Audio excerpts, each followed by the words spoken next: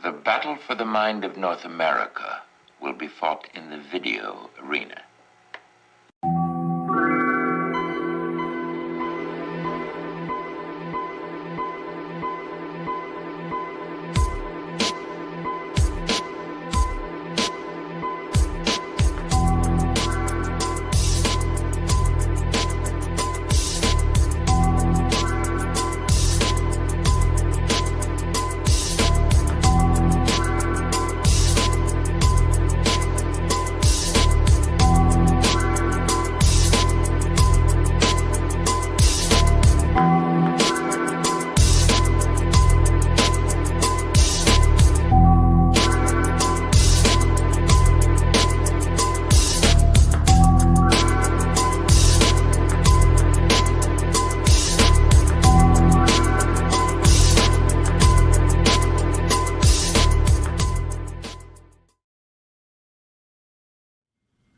Media is not fair. As an independent journalist with a show, this is exactly what I learned over the last 2.5 years. And I'll be honest with you all, because that's just who I am, brutally honest. Gets me in trouble a lot, by the way. I was naive. And I thought, look, I'm just going to do a show, have a couple conversations. But I was shocked to see how much misinformation there truly was from the mainstream. Even some of the alt, we won't get into names, but all of them have agendas that they're trying to push on you. And if you look really closely and honestly, they use fear. They try and scare you with it. Why? Because you shut down your logic and rational part of your brain when you have fear and adrenaline going. When you're trying to save grandma, you'll do almost anything, right? So there's going to be a major campaign against everybody in this room, everybody in this province, all these speakers. They're going to come after us as a group, individual, and even personal. They're going to come and try and dig up dirt. And if they can't find dirt, they'll just make it up. We don't have the mechanisms to fight that. So they can say quite literally whatever they want. All of this leads to the conclusion that Alberta must become independent. Over the last several decades, there have been many proposals by serious people how to improve Alberta's situation within Canada. I've mentioned John Barr in 1971, Ernest Manning and his colleagues in 1981, David Kilgour in 1988. These were all significant citizens, but their proposals were ignored. Most significant of all was Preston Manning and the Reform Party. Alberta voted overwhelmingly for the Reform Party and sent mostly Reform Party MPs to Ottawa during the 1990s. They were good people and they tried to do their best for the West, but they found that the system could not be fixed. That is the message of the experience of the Reform Party. Canada's political system cannot be fixed in a way that is beneficial for Alberta. We can learn from history, and we must learn from history. If Preston Manning and the Reform Party could not get a Triple E Senate and otherwise reform Canada's political system, then it cannot be done. The West has tried to fix Canada. The West has tried to fix Canada, but Canada does not want to be fixed. Therefore, the only remaining alternative is to get out. Thank you. What? I missed the most important part. I'm sorry. I can't believe I missed that. I want to vote. Do you agree, everybody in this room, that the province of Alberta shall become a sovereign country and cease to be a province of Canada? Yes or no? But here's the thing. Max, come up here. I want you to stand up. I want the Premier to see it. So we're going to take a picture. I want everybody that agrees with this to stand up, please.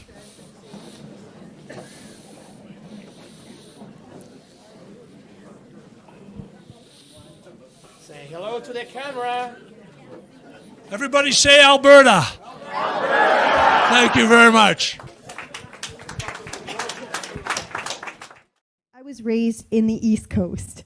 So in New Brunswick, to be more exactly, I was raised as a lefty. I voted left almost all of my life until 2016. I actually voted for Trudeau the first time around. And I know, some will be really upset. But I'm telling you this because this is when I was completely brainwashed by the media. And I know you guys are here, and you might disagree with me on this, but I was. I listened to everything they said. I wasn't super informed on politics, and I basically believed that Harper was really bad, and he was cold and didn't care about anyone.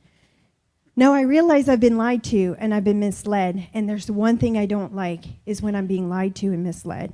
So one of the things that actually started waking me up is when Trudeau announced his 50% cabinet. I'm like, wait a minute, there's not 50% women in government. It's a much smaller percentage. I want people in government who are there because they're qualified for the position, not because of the gender that they have. So that was like the first thing. As soon as he got elected, I felt regret. And then that kind of waking up from reality kind of started happening slowly. And then I met my husband, who's like as conservative as they come. He's standing in the back there. So when I'd say, oh, I think Obama's really great, he'd be like, what? And then he would teach me some of the policies that Obama had passed and some of the negative effect it had on the people. And I started realizing I'm not really super informed. And then Trump was another example of that. I hated the guy. I had TDS. Like, I will fully admit I have full deranged TDS, and some of you probably still do. I'm not saying he's an angel.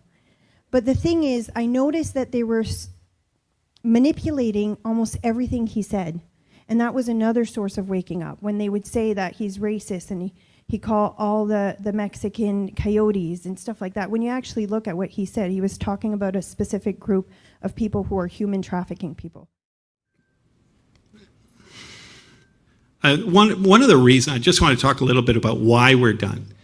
We modeled our government on the Westminster system. The Westminster system was developed in the British island, an island that is yay big. And then we took that model of government and we put it for a country that's yay big, 77 times larger.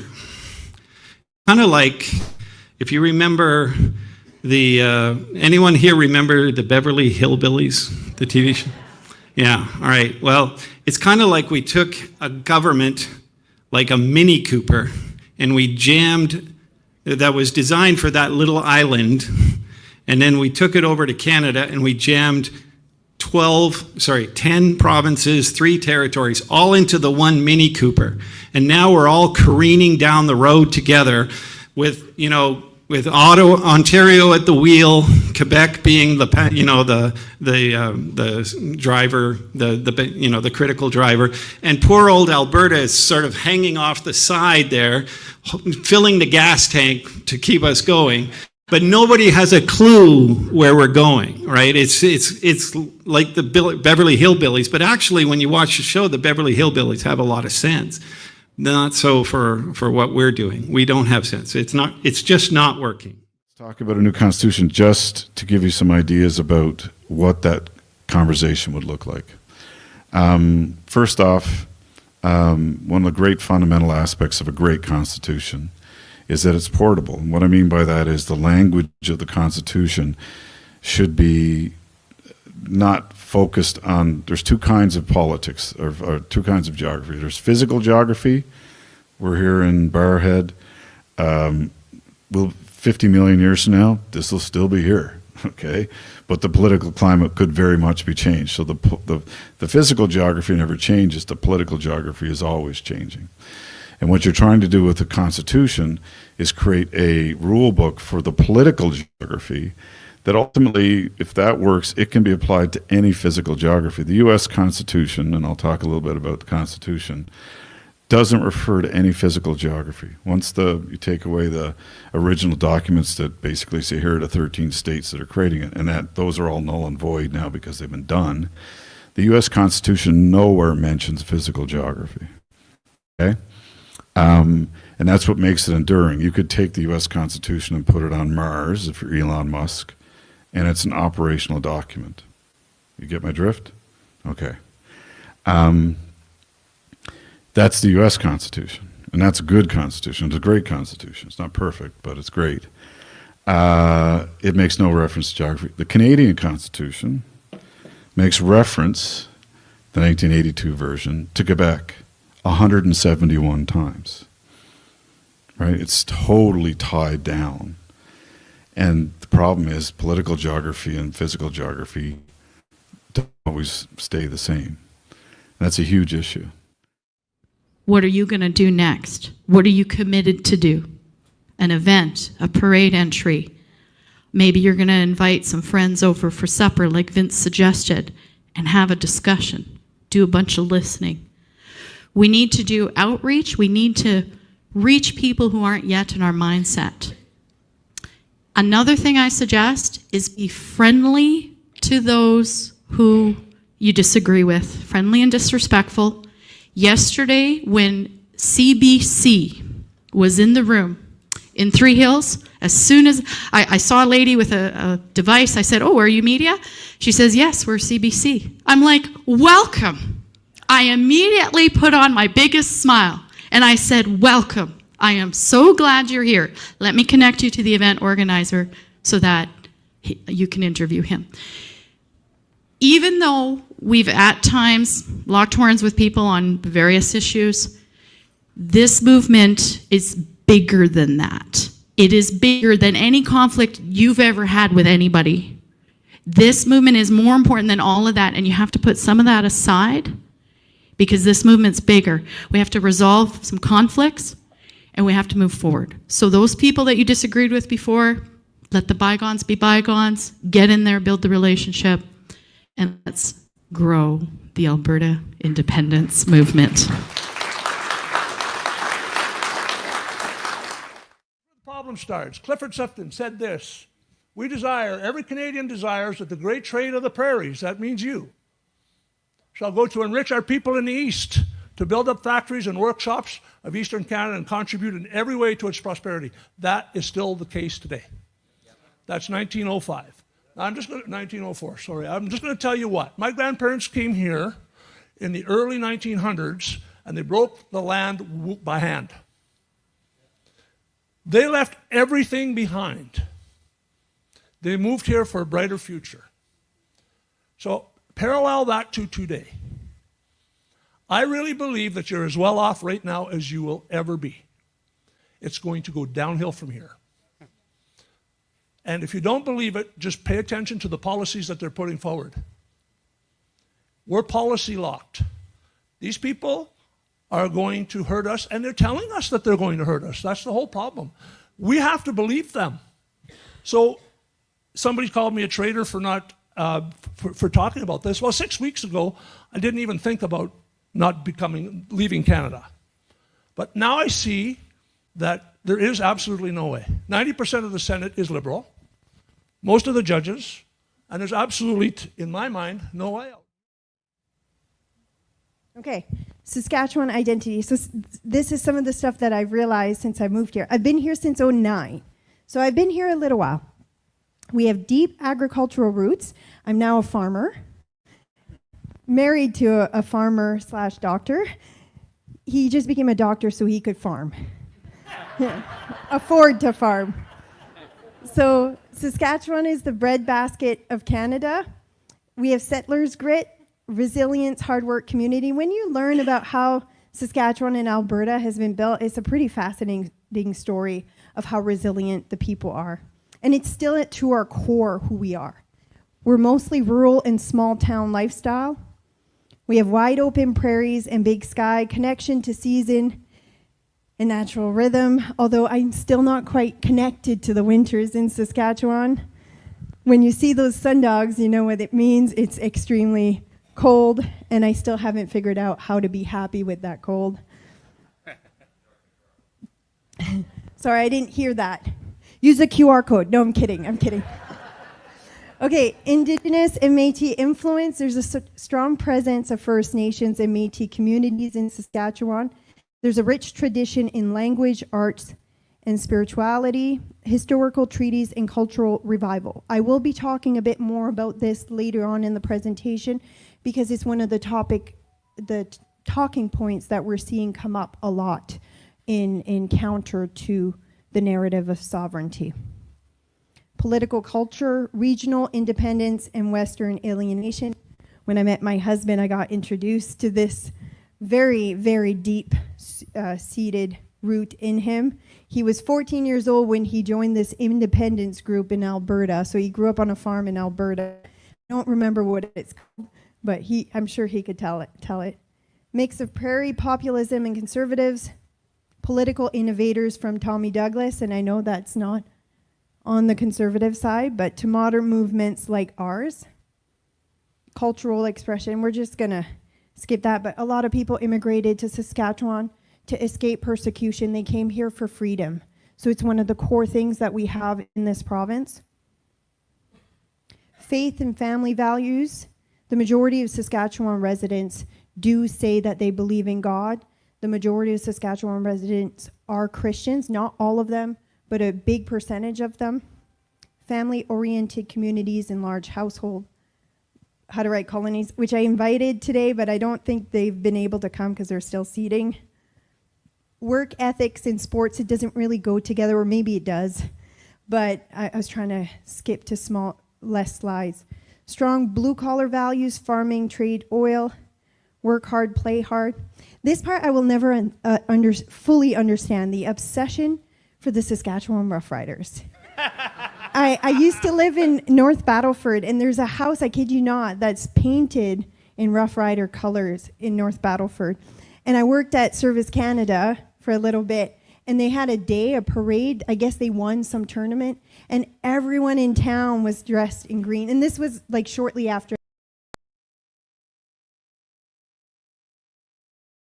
So I'm sure this is one of the questions and concern people have when we talk about sovereignty. What's going to happen to the Saskatchewan Roughriders? So we do want to include it in the conversation. Resource stewardship, economy driven by oil, gas, potash, uraniums, and more. Tradition of hunting, fishing, respecting the land, balance between development and conservation. So this goes with firearms rights. It goes with a lot of the reason we're not happy with some of the stuff that's happened in Ottawa. The federal election in 1979, when Joe Clark's Progressive Conservatives were elected as a minority government, it was expected he'd do better for Alberta than Trudeau, and he would have, but his government fell after just a few short months, so it was a new federal election in 1980, and this 1980 federal election is very significant.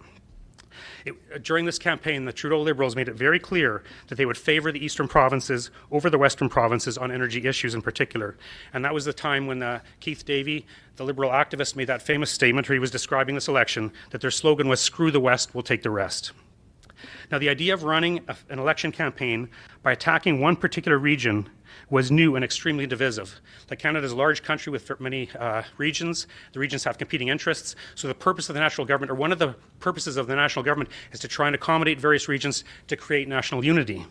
But here we had a federal political party, the Liberal Party of Canada under Pierre Trudeau, deliberately exploiting regional divisions for political benefit. And this is really significant and important to remember.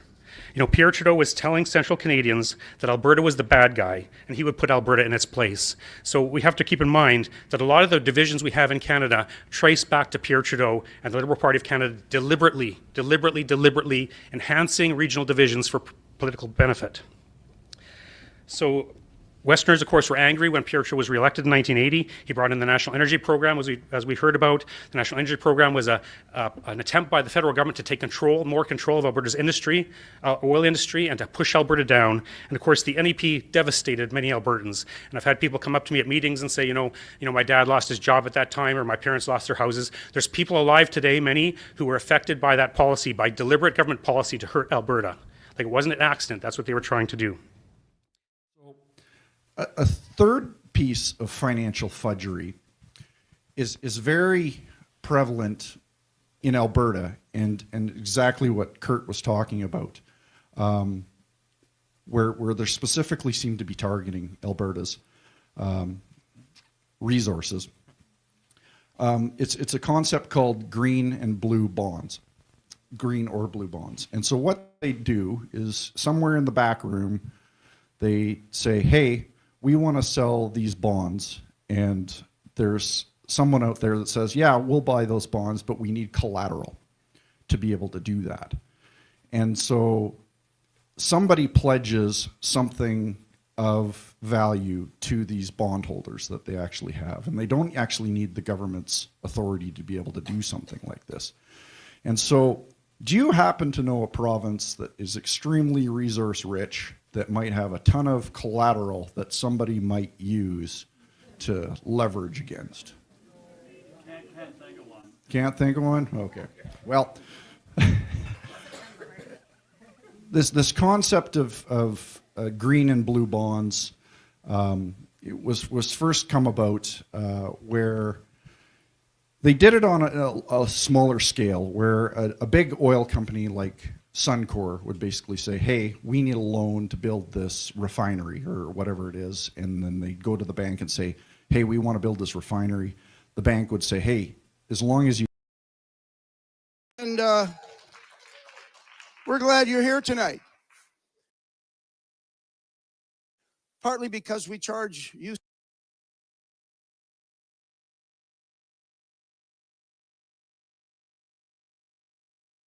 UCP Calgary-Lougheed top dollar for the facility.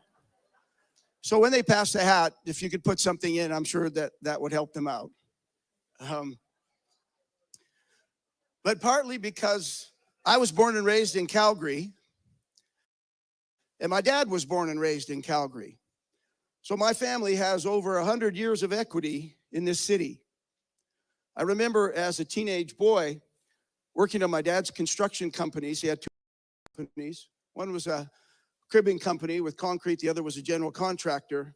And I distinctly remember when the National Energy Program was instituted by the federal government, how it crippled the economy of Alberta, but it almost decimated my dad's construction companies.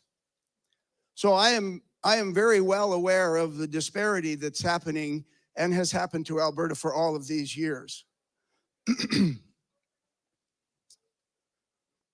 interesting, they've asked me to pray. It says on the program, Pastor, pray for peace. And considering some of the debates that have gone on between the separatists and the non-separatists and the all-separatists, and we don't know if we should separate, it's a kind of an interesting thing. But I want to remind you of something and leave you with a thought before I pray tonight. This province has a rich Christian heritage. And we've had premiers who preached on the radio to tell people about God and the importance of having God involved in what we do, not only in our cities, but in our province and in our nation. Unfortunately, the federal government has left the godly things altogether. It looks like the provincial government has embraced some of those things, but it's up for the grassroots Albertans to embrace the things that built this province to make it what it was. And my thought is this: it says here in the Bible that God himself has made from one blood every nation of men to dwell on all the face of the earth, and he has determined their pre-appointed times in the boundaries of their dwellings. So I want to give you a consideration tonight. I also want to give you a caution. If we don't bring God into the things that we plan, that we intend, that we decide, then it doesn't matter what we do, it will fail on either side.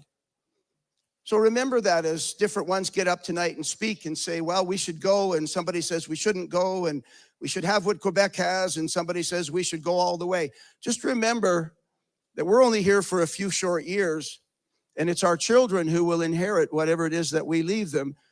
And my prayer and my desire is that we can leave them something godly, which is what this province was originally built on. So if you would bow your heads with me, I will pray for peace before the debate. Father God, we come to you because, as I read in your word there, you have brought all nations into these times of the end where there's great strife, there's great testing, there's great trial, and yet you still remain the one who can cause things to work and cause economies to prosper and families to be blessed and cities to grow and do well, that we and our children might prosper. And so tonight, I pray in this place that is a house of God, that there would be a grace in this place as opinions are shared, as tempers might flare, as considerations are given to the arguments that are made on one side or the other, and that you would bring your wisdom through those who come here, that you would bring your truth, and that we would be able to take as intelligent people those things which will cause success for the province of Alberta, but also for the nation of Canada. We thank you for that. We pray for each person that speaks tonight and for your grace in this place. In Jesus' name, amen. There, this is Jim Ferguson of Freedom Train International, and I have a gift for the people of Alberta.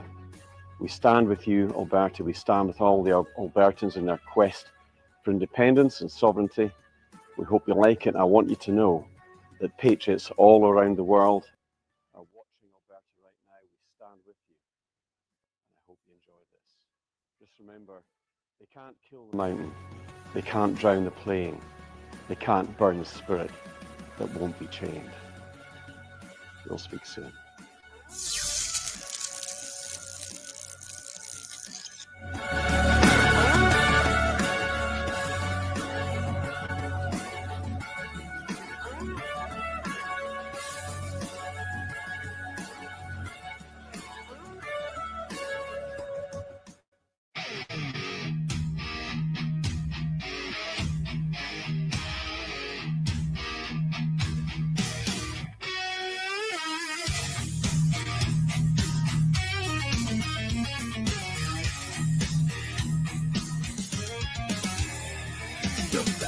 Have been cast, the die is set, but Alberta ain't ready to kneel just yet. They chose their king, their power was met, but we don't answer to Ottawa yet. No crown gave us what we've earned, just dirt and fire and lessons learned. Now the ground it shakes, the steel it groans, and Alberta walks alone. We ride sovereign steel through fire, through frost. We ain't the last, we're the line they lost. Alberta stands, never on its knees. A nation born in the forge of the free.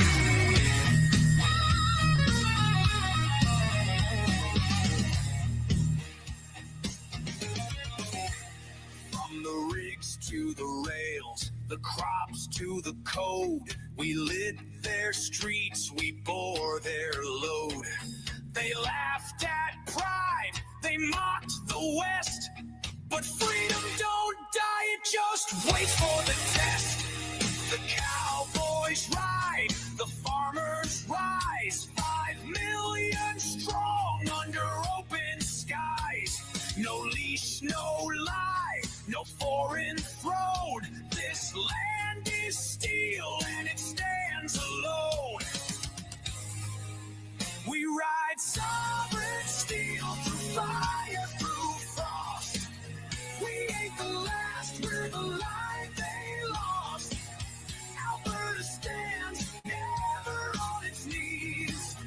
A nation born in the forge of the free.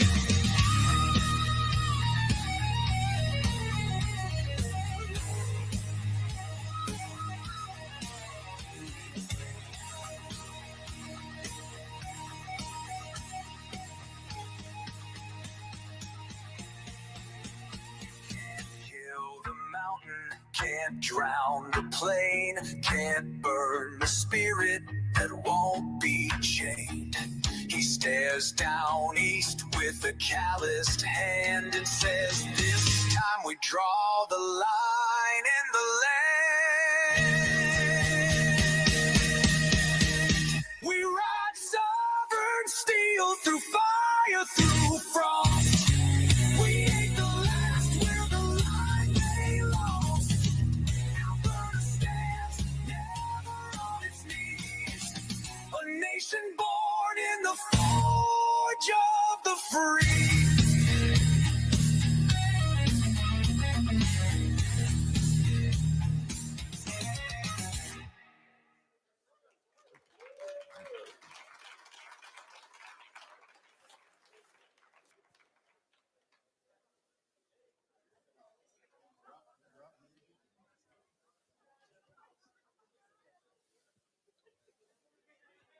Hello, everybody. How's everybody doing? All right. Thank you so much for joining us tonight. It's great to see so many familiar faces and some new ones too. My name is Ehret Bushard, and I'm the proud MLA for Calgary-Lougheed. Thank you. Thank you so much. You know, it's been just over 2 years since I was elected, and I can confidently say that I've learned a lot, and I mean a lot. And one of the biggest lessons I've learned is that there's still some who aren't very thrilled about the town halls that we host. Once again, we've had a few folks try to prevent this evening from happening, but we come together anyway by asking questions, one conversation at a time. And I'm willing to have a conversation with anyone, anywhere, anytime about the kind of future we want to build in this province. And I think many of you in this room feel the same way. We don't need to agree on everything. In fact, we probably won't. We can agree to disagree respectfully. That's the foundation of a free society.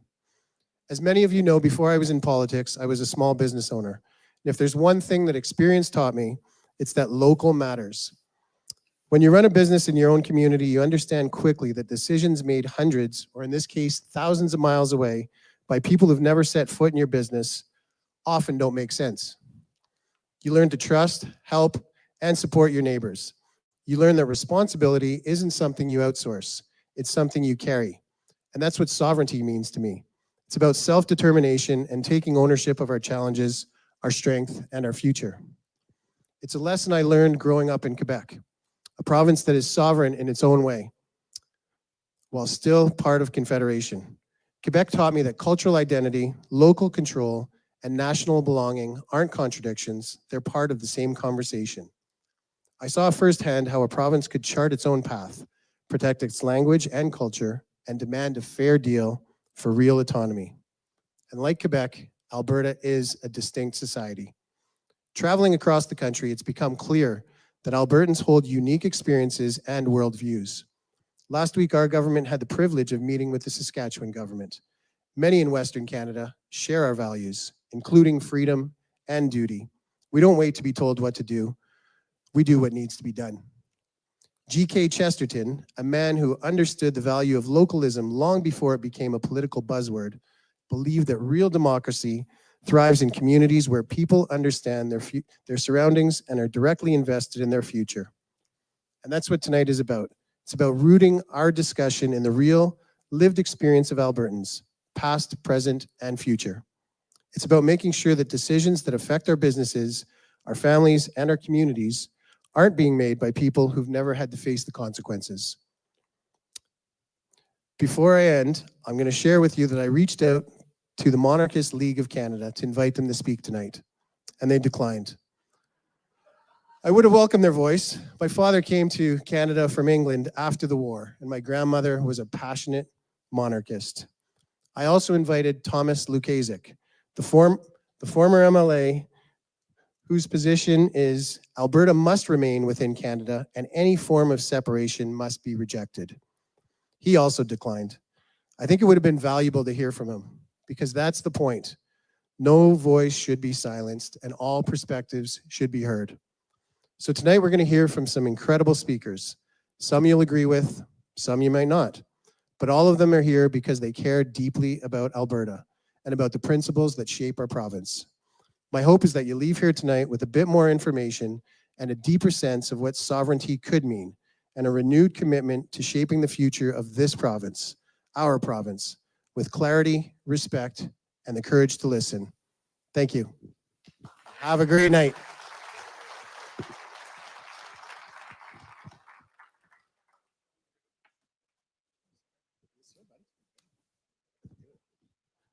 Aloha! Okay, that makes me feel so warm inside. Thank you so much for everyone who is here live. And of course, we got 6,000 people streaming out there. So welcome to the Courage to Listen. This is an amazing topic. And when we started this journey, we didn't have a federal election that was on the horizon. We also didn't have a whole bunch of town halls all over the province talking about sovereignty. We were going to be like the only one. So there's been over 100 town halls on sovereignty across the province, which is amazing when you think that that many people are interested in the topic. In fact, there was one here last night that had 600 people at it, one a couple weeks ago that had 1,200. So even in the city, this isn't a rural phenomenon. This is something that should be of question to all Albertans, regardless of where you are. I heard Ehret talk about the variety of people that you're going to hear tonight.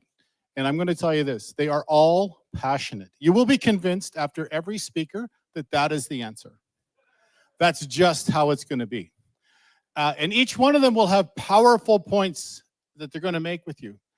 What I want you to do is really to have the courage to listen. We're trying to build a framework for sovereign Alberta within a united Canada. If you know anything about Calgary-Lougheed, we're okay with having one conversation at a time and having a topic that is absolutely crazy that people don't think that we should be talking about, like porn books in schools. Remember that one? That was one of our first town halls. It was called Let Kids Be Kids. We got shut down by many online people, but we still had the town hall. Turns out the government finally agreed with us that there shouldn't be soft porn in libraries for children. Calgary-Lougheed is a very active and very passionate CA. We're principled conservatives in Calgary-Lougheed. We believe in family, faith, freedom, free enterprise, fiscal accountability, and charity. That's the premise of everything that we do. So we're happy to be involved and to work with everybody that wants to have a voice. And so tonight you will hear that, and you will be excited to hear that.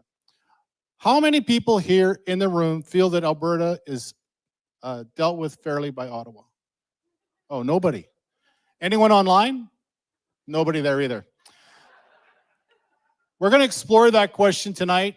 We're going to help you. We're going to give you information. And to guide us through the evening is a super popular podcaster. We're so happy that Sean Newman has joined us to be our MC tonight. So give a warm applause for Mr. Sean Newman.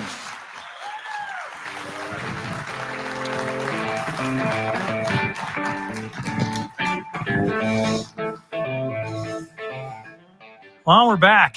I didn't think they would invite me back after the last one, but I guess they're entrusting me one more time. So this is the third time I've been here, but for those who are new, first off, good evening. I'm Sean Newman. I'm the host of the Sean Newman podcast right here in Alberta. And I wanted to start by saying thank you, not only to Calgary-Lougheed for entrusting me to MC again, but to everyone in attendance, everyone online, whether you're joining us here in person or joining us online, and just appreciate you giving time again. Your presence shows a commitment to engaging in ideas that matter. And that's something to be really proud of, to come and sit and listen to things that can be difficult at times. Tonight, we're diving into the bold, and if you're listening to the podcast this week, often heated topic of Alberta independence. And we've got an incredible lineup tonight. He mentioned, Daryl mentioned 8 speakers to get us through this conversation. We got Dr. Michael Wagner, questioning Canada's sustainability, Ben Trudeau, exploring our constitutional rights, Matt Ehret, unpacking the global finances, impact on Alberta's autonomy. Mitch Sylvester will break down the referendum process. Kris Sims crunches numbers on the financial independence and what it could mean. Bruce Pardy's here. He's going to tackle government accountability. Peter McCaffrey will share insights on local governance, and Jeff Rath will weigh the pros and cons of a unity versus autonomy. And these voices, all these voices, will, I think, challenge us to think deeply tonight. Our theme tonight is courage to listen, and is our guidepost. This isn't about agreeing with every word spoken here tonight. It's about having the courage to hear, reflect, and engage with open minds on a subject that shapes our future. So let's dive in and enjoy what I'm sure will be an engaging evening. Our first speaker has his PhD in political science, is the author of Time to Leave and Canada Cannot Be Fixed. He argues the status quo is unsustainable. Reform is blocked, Alberta's voice is ignored. Please welcome Dr. Michael Wagner.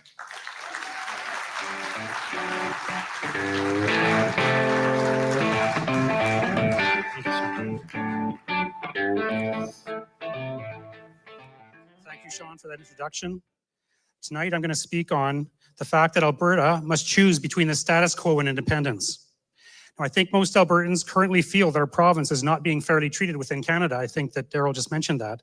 Of course, we would prefer for Alberta to be fairly treated within Canada. Indeed, I think the old motto of the Reform Party, the West wants in, is still the true heart's cry of most Albertans. The West wants in. We want our voices heard in Ottawa. You could easily get a majority of Albertans to agree that if Canada could be reformed so that Alberta could fit properly within this country, that's what they would want. That's what people really want. Unfortunately, we cannot have what we want. The reform option for Canada is not available. For decades, Albertans and other Westerners have tried to get a better deal for the West, but to no avail. There wasn't anything wrong with their approach. They worked hard and did well. And I do think that the early period of the Reform Party is the truest expression of historic Western sentiment in terms of our relationship with Central Canada. The Reform Party effort was the right thing to do at the right time. The problem is that while the West wants in, the East does not want us in. That is the problem, the reality that we have to face. Therefore, in my view, Alberta only has two options: the status quo or independence. Now, to understand this point, it's important to look at Alberta's history over the last few decades. The Prairie provinces have had serious grievances with the federal government going back over a century, right from the very beginning of our existence here. So our place within Canada has had some significant difficulties over the years. However, those difficulties did not lead to a movement for independence until Prime Minister Pierre Trudeau came along. He wanted to fundamentally change this country by centralizing power more in the federal government and by moving the country in a more socialistic policy direction. He did many things to harm this country, in my view. One of the things he did was to unleash a political and economic attack on Alberta that was unprecedented in Canadian history. The federal government never attacked a province like it attacked Alberta in the 1970s, and this is important to remember. In 1973, Trudeau's government imposed a federal oil export tax to suck revenues out of Alberta. At about the same time, a war in the Middle East caused the price of oil to skyrocket, and as a result, the export tax would cost Alberta billions of dollars of oil revenues that belonged here but went to the federal government. Those revenues were rightfully ours because natural resources belonged to the province. Premier Peter Lougheed called the export tax on oil, quote, probably the biggest ripoff of any province that's ever occurred in Confederation's history. Then throughout the 1970s, Lougheed fought to get Alberta a fair deal for its oil. But despite Lougheed's best efforts, things got much worse when Trudeau unleashed the National Energy Program, or the NEP, in October of 1980. The NEP devastated Alberta's economy, destroying businesses, destroying jobs, and devastating the lives of thousands of people. And you can still meet people today who can tell you how their dad lost their job or their family lost their home because of the deliberate policy of Pierre Trudeau in 1980 and the early 80s. Now, two of the Liberals' stated reasons for the National Energy Program were achieving greater energy self-sufficiency for Canada and Canadianizing the oil industry because they thought there was too much American ownership. But the publicly stated reasons offered by Trudeau and his cronies were largely a smokescreen, and we know that because several years later, Marc Lalonde, who had been energy minister at the time of the National Energy Program, he later admitted that those weren't the real reasons, the ones that they offered publicly. And he's quoted as saying this. This is what Marc Lalonde said, quote, "The major factor behind the NEP was not Canadianization or getting more from the industry or even self-sufficiency. The determinant factor was the fiscal imbalance between the provinces and the federal government. Our proposal was to increase Ottawa's share appreciably so that the share of the producing provinces would decline significantly and the industry's share would decline somewhat. That is the real purpose of the National Energy Program, was for the federal government to confiscate much of Alberta's oil wealth." Now, let me repeat, this sort of attack by the federal government on one particular province is unprecedented in Canadian history. Now, the pent-up anger towards Trudeau's attacks on Alberta would subsequently contribute to the rise of the Reform Party of Canada, although the actual event that triggered the creation of the Reform Party of Canada was undertaken by Prime Minister Brian Mulroney. You might remember that in 1986, Brian Mulroney's government had recently purchased CF-18 fighter jets, and they needed to find a city or a company that could maintain those fighter jets. It was a very large government contract to maintain the CF-18 fighter jets. There were two cities in Canada with the facilities to maintain them, Winnipeg and Montreal. So the government held a competition to see which city should win the contract. And Winnipeg won that contract according to the government's criteria, and Mulroney awarded the contract to Montreal. This, of course, led to considerable uproar and anger in the West, and that outrage led to the creation of the Reform Party of Canada. With the CF-18 fighter jet contract being awarded to Montreal, Albertans realized that it didn't really matter which political party was in power in Ottawa. Unless the constitutional rules were changed, the West would continually be disadvantaged and ripped off. So the Reform Party of Canada began forming under the leadership of Preston Manning, and Manning wanted the new party to advocate for the West getting equal treatment within Canada rather than separating from Canada. The idea was to get the national institutions of Canada reformed so that the voice of the West could be heard within the national government in Ottawa, and our voices would not be ignored as they had been for so long. So the Reform Party of Canada, in 1993, in the federal election, they won 52 seats from the West. And then in the federal election in 1997, they won even more seats from the West. So we had our voice in Ottawa. We elected our MPs and sent them to Ottawa. But the reforms that we desired as Westerners did not materialize. Why not? Because the federal government does not care what reforms Alberta wants for this country. Academics Roger Gibbons and Lolene Berdahl explain Central Canada's attitude towards the Reform Party this way. I'm going to quote from these academics, Roger Gibbons and Lolene Berdahl. This is what they said, quote, "The Reform Party's clarion call that the West wants in was widely derided outside the West as narrow regionalism unsuitable to a truly national party. Indeed, the party system has helped to define regional in the case of the West, and the West alone as somewhat antithetical to national. Parties based largely in Ontario and Quebec are self-defined as national, a definition generally accepted by the media and the elite political discourse. Parties based largely in the West are defined and defined successfully by their opponents and the media as regional. The West is the only Canadian region earmarked in this fashion, and the only region with interests assumed to be at odds with the national interest, whatever that might be. So this is why the Reform Party was unable to achieve its objectives, because the interests of the West are assumed to be at odds with the national interest." Now, besides the Reform Party, the West expended considerable efforts trying to achieve Senate reform. During the conflict between Alberta and Pierre Trudeau in the 1970s, our Premier, Peter Lougheed, created a Citizens Advisory Committee on the Constitution to make recommendations to the provincial government about how Canada could be reformed. One of the members of that committee was Jean Deas, a University of Calgary professor of law, constitutional law, and he convinced the rest of the committee that the way to improve Canada was to change the Senate. If we made the Senate elected, because our Senate still is not elected, it's appointed by the Prime Minister, if we had elected senators with an equal number of senators from each province, that would be the kind of reform in our national institutions where the Western provinces could be properly represented. So because of that committee's work and Jean Deas, Senate reform became a priority of the Alberta government. Then in 1981, the Canada West Foundation published a significant proposal for Senate reform entitled Regional Representation, the Canadian Partnership. It was written by three people, one of whom was Senator Ernest Manning. Ernest Manning had been Alberta's longest serving premier and also a political scientist and another prominent person. So they wrote this very significant proposal for Senate reform. Their central argument was that Canada needed to reform its national institutions in order to provide a voice for the West within the national government. Otherwise, the West might separate from Canada.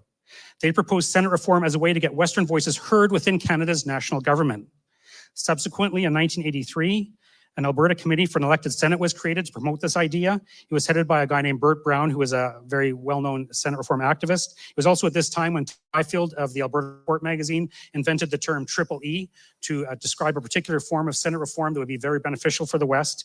And so the Alberta Committee for an Elected Senate, its ideas became more popular outside of Alberta, so it was changed to the Canadian Committee for Triple E Senate. So the idea of a Triple E Senate would enable the Senate to properly represent provincial interests. The Triple E's stood for, number one, there'd be an equal number of senators from each province. Number two, the senators would be elected.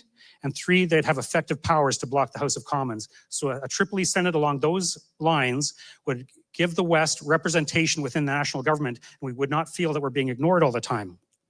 Now, the Alberta Progressive Conservative Party, which of course at that time was the governing party, endorsed the Triple E Senate proposal at a 1984 convention. Then in March 1985, the Alberta government's Special Select Committee on Senate Reform also endorsed the Triple E Senate proposal and recommended that the Alberta government endorse it. A few months later, Don Getty became premier. He too personally endorsed, and on behalf of the Alberta government, the idea of the Triple E Senate as a reform that Canada needed. And then in 1988, he created a Senate Reform Task Force to promote the Triple E Senate idea right across Canada to the other provinces. Then in October of 1989, Alberta held Canada's very first Senate candidate election. For the very first time in Canada, there was an election for senators, and the person who won that was Stan Waters of the Reform Party, and Brian Mulroney actually did appoint him to the Senate. So that was the very first time in Canadian history there was an elected senator. Now, despite the best efforts of Alberta government and the Reform Party, Senate reform then stalled. However, there was one more chance at Senate reform. After the Reform Party was transformed into the Canadian Alliance, one of the original reformers, Stephen Harper, became leader of the Canadian Alliance. Then in 2003, he led the Canadian Alliance to join the Progressive Conservative Party of Canada to form the new Conservative Party of Canada. Stephen Harper was the leader of that party, and of course in 2006, he was elected as Prime Minister. Now, after winning the 2006 election, Harper aggressively pursued Senate reform using the powers at his disposal as Prime Minister. In May of 2006, Harper's government introduced a Senate reform bill into the Senate itself, and Harper testified to the Senate committee studying that bill, and that's very unusual for a prime minister to testify before a Senate committee, but it shows how strongly Stephen Harper actually believed in Senate reform. Then a few months later, his government also introduced a Senate reform bill into the House of Commons that would have authorized consultative elections for senators in Canada. That's the same kind of thing that Alberta's been doing, where we'd have elections for senators, and they were consultative because the Prime Minister would not be under obligation to appoint the senators who were elected, but there would be pressure on him to do so. And a number of Alberta senators in recent years were elected through these consultative elections. So that's what one of Harper's bills was trying to achieve.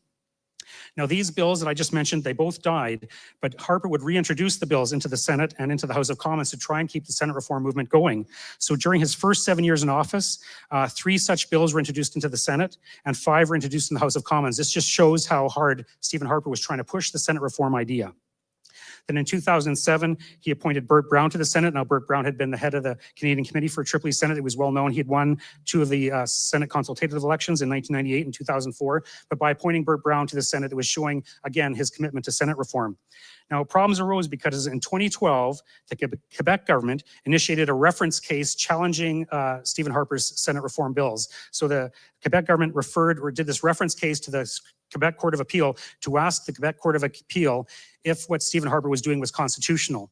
Now, to head off this reference case from Quebec, Stephen Harper himself then initiated a reference case to the Supreme Court of Canada so that he could be the one asking the questions of the court and perhaps get a better outcome. But as it turned out, in fact, the Supreme Court of Canada ruled that any kind of Senate reform, even the kind that Stephen Harper wanted, could only be achieved through a constitutional amendment. So by saying it could only be achieved through a constitutional amendment, that basically killed the Senate reform movement because basically it made it impossible.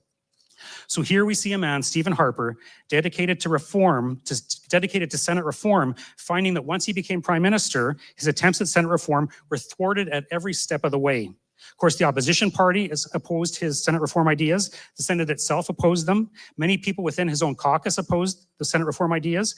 Many provincial premiers opposed it. And of course, the courts finally put an end to it. So here you have it. Stephen Harper, a man who was committed to constitutional reform to benefit the West, became Prime Minister, and over a period of years used every tool at his disposal to reform the Senate. But he could not prevail in the face of intense opposition from central Canada. If Stephen Harper could not reform the Senate, then it cannot be done. If the Prime Minister of the country cannot push through reforms to change the Senate for the benefit of Alberta and the West, it can't be done. And if Preston Manning and the Reform Party cannot get the West's voice heard within Ottawa, then it can't be done. Albertans must realize that we sent our best people to Ottawa to fix the system, but the system could not be fixed. Spending the next few years trying to reform Canada's constitution would end in frustration and failure, as it always has in the past. Now, we got to look back at this history I've just talked about very briefly, and we have to look back at this history and we need to ask, what more could we have done? What more could we have done? We spent decades trying to reform this country. We tried decades trying to reform the Senate and getting elected representatives who could change for us there. We've tried that. What else could we have done? The game is over. It's time for Alberta to secede from Canada and become an independent country. With our own country, we will be able to elect leaders who will answer to us and do what's best for us, not what's best for Toronto, Ottawa, and Montreal. In this way, we will be able to achieve the greatest level of freedom and prosperity possible for our families and for our descendants. We need independence, not the status quo. Thank you.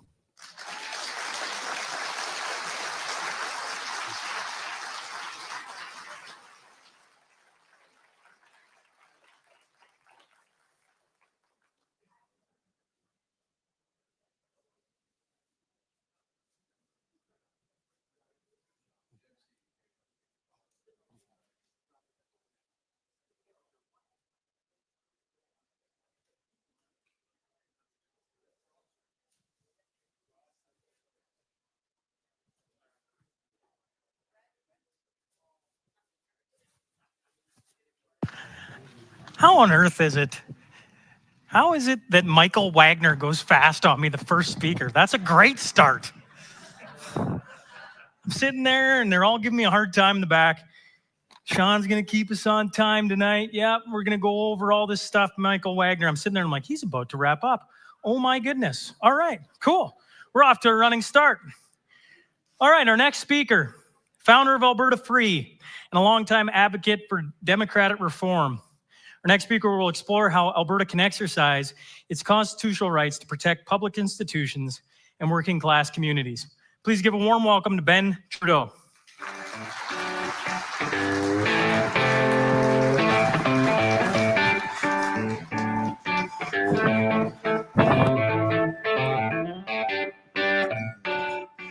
Well, good evening. I've been told that I shouldn't introduce ourselves, but I made a couple of slides here that I don't know if I can get as well, the little clicker to get these slides going. But basically, I will put one straight fact right now. My relationship with Trudeau. Next slide. So that my correct answer is yes, I'm first cousin 13 removed from Pierre. Next slide. I don't know about Justin.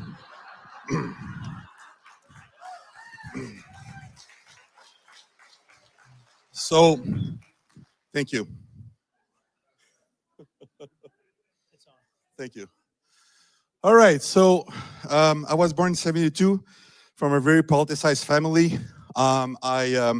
I've worked at the organizer and started very early. First referendum, I joined the Liberal Party of Quebec after the Meech Lake failure. Worked through the 92 referendum and then the 95 referendum. And then I became born again Christian on November 30th, 2003, which brought me a break. Thank you.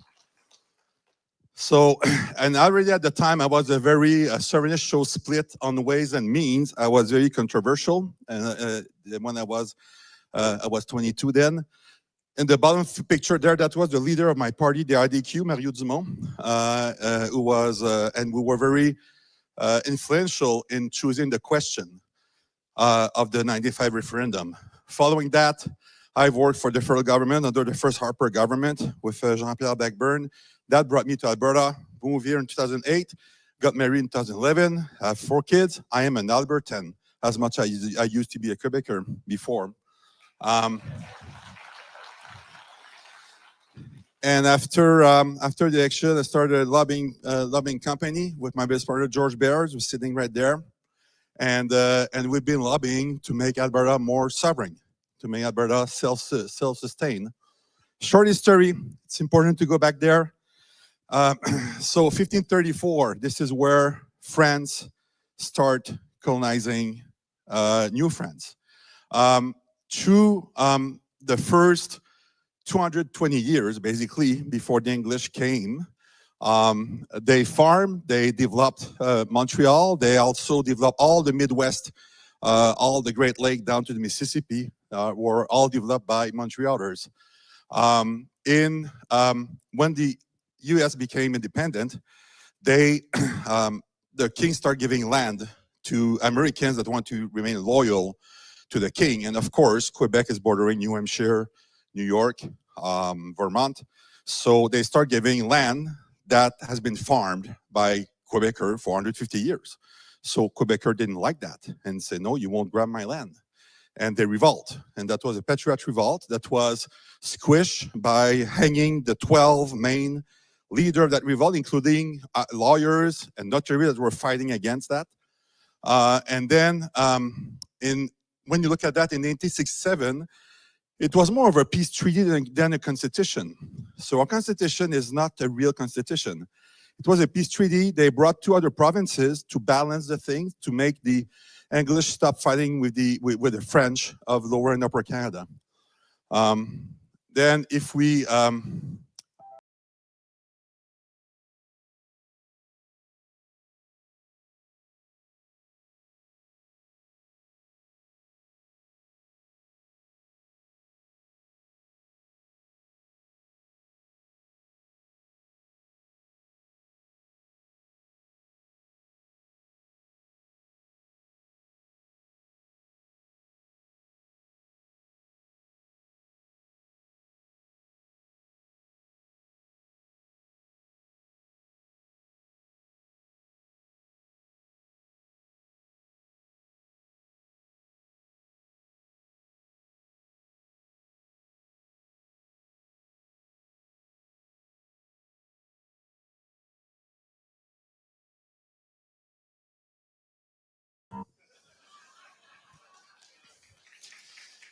I believe that resumed the situation right now.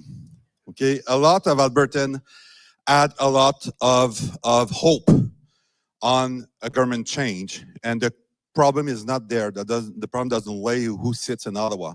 The problem is structural. The problem is made to keep Ottawa and the East in power. The problem, though, of that is that they have a pain in the butt called Quebec.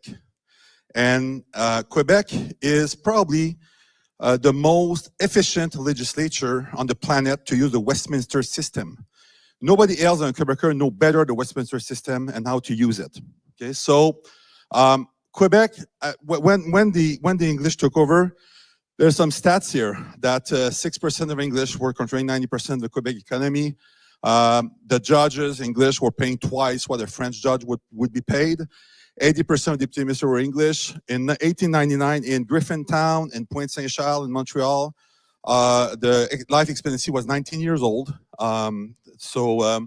In the French community, no loans for the French. This is why Caisse Populaire Desjardins, the credit union, was founded, because a bank wouldn't loan to a French. And the conscription to a French Canadian in the First World War would take your 18-year-old kid, put it on the battlefield, and it was forbidden to him to speak French because the captain needed to hear what they were saying. So that was the state of the French there. It's important to know that because from there, after the war, there was an activation of the independence movement. It started by a publication. Well, first, Duplessis was the premier, adopted the flag, brought the taxes in. Meanwhile, the Catholic Church was overarching, controlling. So in Quebec, you couldn't buy meat on Friday because it was forbidden by the Catholic Church. The priest would come home and ask the lady why she hadn't had babies that year. It was every night at 7 o'clock, everybody on their knees to do the rosary with the cardinal. The baby boomers changed everything. So you have I will just go. This is what the independence movement looked like in the 60s in Montreal. Over 100 bombs being planted by the FLQ, Front de Libération du Québec. What's interesting in all that story is that all of these actors, all the actors, worked for Pierre-Éliott Trudeau in the 50s. All of them, without an exception. He had a publication named Cité Libre, which translates to free speaking. That was an anti-clerical publication. And he hired René Lévesque as journalist. He hired Pierre Vallière as journalist. Pierre Vallière was the founder of the FLQ. So Trudeau knew everybody there. The other thing that he did is that he managed to become friend with all the dictators of the planet because the people of the FLQ were going to get training so they were training with Castro, they were training with Arafat, they were training in Algeria after the revolution in 62, they were training with the ACN for the ANC in South Africa. So Trudeau became friend with all these guys. On October 16, the first thing that he did as well when he became prime minister, he moved the headquarters of the Canadian Army from Ottawa to Montreal. So he was preparing that. He was trying a way to trap them, and he did. So October 16, 4 a.m., he called the war measures. The Liberal Party distributed a list that they built up of 459 names. All these people were busted in their house at 4 a.m., dragged out of bed, put in prison. So out of them, these group there, these 11, were still in jail in 1975 without trial. And the one that you see there was extradited to Cuba. And when he came back 14 years later, he was arrested coming out of plane for no reason. So this is what fueled the constitutional crisis that led to the two referendum, 1980, that was lost by 10%, and the one that was put of 1995 that was lost by 1.5% out of 4.6 million vote, 95% participation. Now, based on that, Quebec made move to change their situation and use the Westminster system to their advantage. And when I hear Albertans saying like, oh, of course, Quebec, special treatment. No, Quebec didn't have special treatment. Quebec won and earned with blood what they get. And they learn how to use the Westminster system to their advantage. And the good thing is that it developed a culture in Quebec that is very different than the political culture here in Alberta. So the problem with politicians in Alberta is that for the past 100 years, it's been overwhelmingly conservative. So I remember when I moved here in 2008, I believe there was something like 8 people in the opposition. I mean, so there's no opposition. When there's no opposition, you have to rule for everyone. But in Quebec, there's many opposition. And when you make a campaign, when Parizeau ran his campaign in September 1994, and he said in his campaign, within a year that I'm elected, there's a referendum. Well, within a year he was elected, there was a referendum. It's not a joke. This is a program. People vote for a program. I realize that here programs are secondary. No, you have a bunch of stuff in the program, you're voted in, and then you don't see anything materialize. For me, it was a shock, to be frank with you. And a huge difference between Quebec politician and Alberta politician is that Alberta politician often ask the permission. Can we do that? In Quebec, they do it, and if you're not happy, sue us. That's the difference. In Alberta, they comply with regulation, and then they fight in court, and they hope they win. No, in Quebec, they don't comply with regulation. If you're not happy, sue us. So I think that Quebec start doing recently, they start passing law against the monarchy. The last one, so May 27, 2025, the king is giving the throne speech. At the same time, the Quebec National Assembly is assembled. They stop everything when the king's speech starts, not to listen to the speech, but to vote, to pass a motion to drain the crown. So they pass a motion saying that we don't want to pay allegiance to the king anymore. That followed in 2022 a motion that to be an MLA in Quebec, you don't have to pay allegiance to the crown. And that followed a defunding of the lieutenant governor office in 2023. And then what they've done, they courier that motion to the king after his speech, delivered in hand. Now, let's speak about equalization. Everybody's, say, oh, Quebec equalization, Quebec equalization. This is what the real number of equalization transfer. So this number is per household since 1957, how much were transferred. Quebec is 7th position. The first position, of course, are the territories. The second one, Prince Edward Island, New Brunswick, Nova Scotia. In Canada, to change the constitution is the 750 principle. 7 provinces representing 50% of the population. Do you think that these 3 provinces will ever vote to get rid of that? For us right now, when you drive on the street, you look at every house in Alberta, every house in this province paid $100,000 to the country so far. This is for the Aboriginal people, including a $61 billion settlements in different courts that they had in the past 10 years. This is what every household received by the federal government. Does it show? I believe this is like pure fraudulent management from the First Nation. That's my opinion. So what I've done, I put all the ministries in Alberta on one column, and all the ministries in Quebec. In Quebec are socialists, everybody knows that. But the socialists found a way to have 3 less ministers than Alberta, who's conservative, so that's another point. But so if you look at the Executive Council, what Alberta did after the 98 judgment of Supreme Court, they created a Secretary of Canadian Affairs.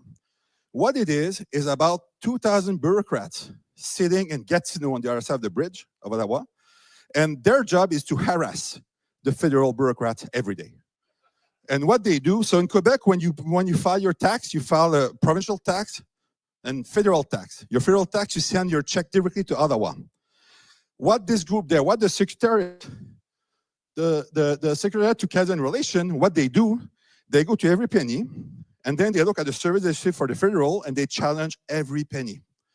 They say, you're supposed to give us that. We can do that service for $500. You charge us $1,000, give us $500 back. And that's their job. And every year, you know how much they recuperate from what they sent to Ottawa? Over 200%. So you look at, so what I've done in every ministry, so in the left column, you have the Alberta ministry, on the right, the equivalent in Quebec, and basically what need to be added to take full power and full advantage of what the Constitution gave us to do.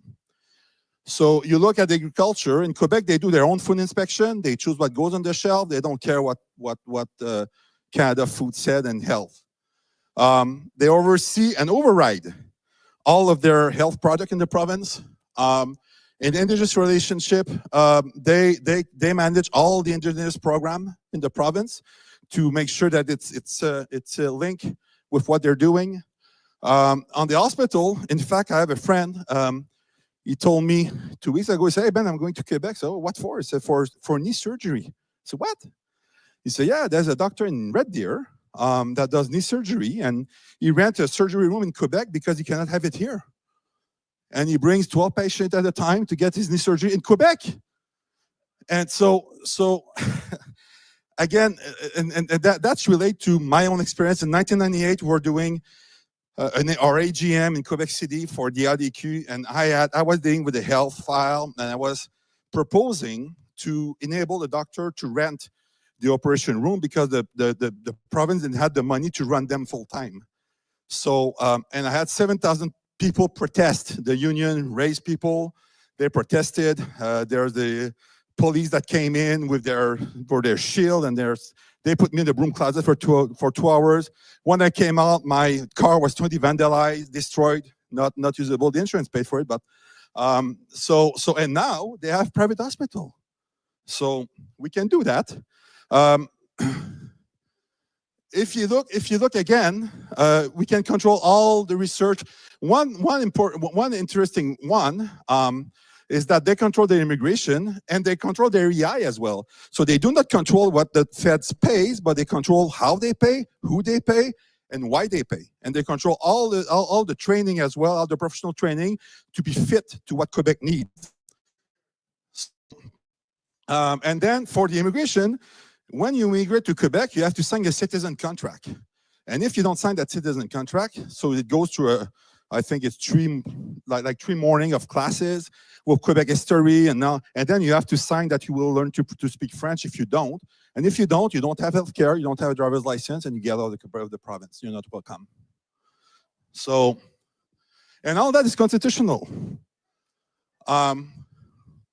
Quebec controls all of their trade. It's the Gérard Lajoie principle from the 60s. Again, according to the Constitution, we have the right to have offices. Quebec, I heard Alberta have something like 13, probably closet office around the world. Quebec has 53. And now that they're 53, they are prestigious location. In New York, they are a full floor at the Rockefeller Center. They are on Piccadilly Circus in London. They all have the best location to do reception, to bring business people in. It's funny because when Premier Smith went for the inauguration of Trump, she was talking that she was at the Washington embassy, and there was nobody from Quebec there. Why? Because they were at their embassy. You know?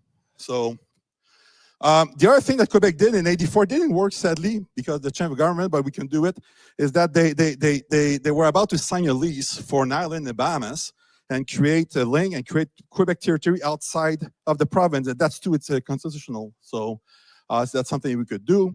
Then if I keep on, so I have a document that will be online that do that, but most likely, most important, collect our tax, collect our pension. The Caisse de dépôt et placement in Quebec started at the same time as the CPP, is 2.5 more performant than the CPP. They have 100 billion less in bank than the CPP, with 24% of the population. They own the Cross Iron Mill here. They own the outlet in Edmonton. This is the Quebec government that owns that. So to achieve this, you need no referendum, no court decision, no constitutional challenge, no permission to ask anyone. Strictly majority government in the legislature can do it.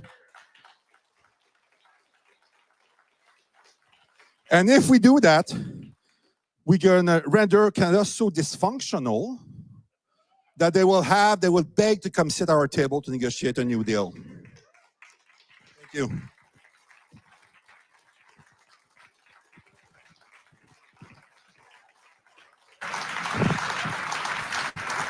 Done.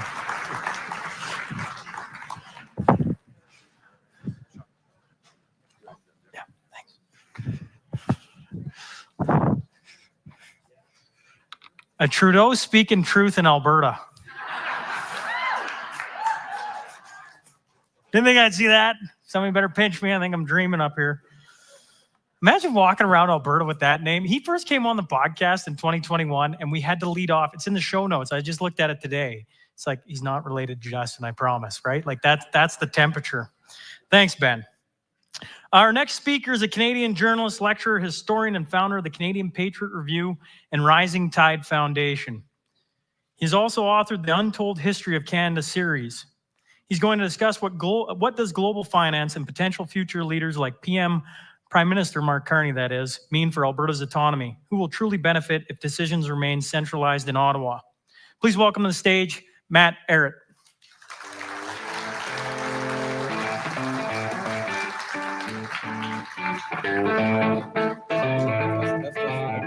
Not working out.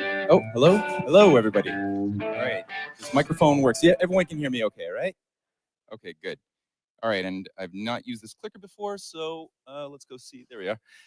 Thank you for coming, and I have a limited amount of time. There's a lot of big ideas that I do want to go through, so I'm going to try to be as efficient as I possibly can. I tentatively was asked what do I want to speak about, and I'm a historian, so I like a lot of historical context on whatever I'm going to talk about. Now, the focus of what I'm going to say, as Sean pointed out, will be to bring up a few points of importance as far as what Carney represents, not just as a person, but as the representation of a certain political ideology about how the world should operate that's been inserted to impose a certain type of policy and paradigm, both onto Canada, but that's a part of a broader system. I'm the editor and founder of a magazine that I set up in 2012 called the Canadian Patriot Review. That's issue number 6, April 2013. And I, at the time, we were really mobilizing in Ottawa with an organization called the Committee for the Republic of Canada. And that I'd been working with them for about 10 years, lobbying in Ottawa, working on seminars, conferences, trying to invite MPs, senators to come in and participate in a political briefing about the oncoming economic collapse that anybody looking at the right variables could understand that we were sitting on a bubble, a time bomb that was not resolved in 2006, 2007, 2008, when a giant subprime mortgage bubble or subprime bomb was detonated. But it was a reminder that we just bandaged it over. Nothing was resolved. The derivatives, the global speculative assets that far outweigh the global GDP was never resolved. The banks just became even bigger, right? The too big to fails became even bigger. And the party kept going in a different function. So we had a campaign around stopping the bail-in regime. That just got a lot louder. Yeah. Stopping the bail-in regime. And the bail-in regime, we put Mark Carney on the cover at the time with Flaherty, because that was something formulated by Mark Carney in 2010 as a program that when the banking system would go through its next systemic breakdown, instead of printing money from the outside to bail out the banks, the idea that Carney put forth with Mario Draghi, another former Goldman Sachs investment banker, put forth is that we could confiscate people's savings and transform it into bank stop to keep bankrupt banks afloat, because the banks have increasingly become, especially on Bay Street, Wall Street, the City of London, gamblers. It's become a casino. No longer have banks been serving the function that banks are designed to function, which is to provide credit for the productive economy, keep savings, provide loans, not that. The primary function, especially since the 70s, has been to gamble to make money with money, basically on unpayable rates of debt and different kinds of debt, which has resulted, like I said, in a time bomb. So we had a campaign to try to stop this. During the course of that time, I started putting together a lot of work because I was operating within Canada, and I wanted to know, what is this thing I'm interfacing with? There seems to be something frightening many of the members of parliament, that they're aware that there's a power that they cannot speak its name. There's something which is exerting pressure that I needed to understand. And so I put myself with a few of my colleagues to work trying to piece together, what is the Privy Council? What are the decision-making centers that both today and through our past has shaped or misshaped Canada?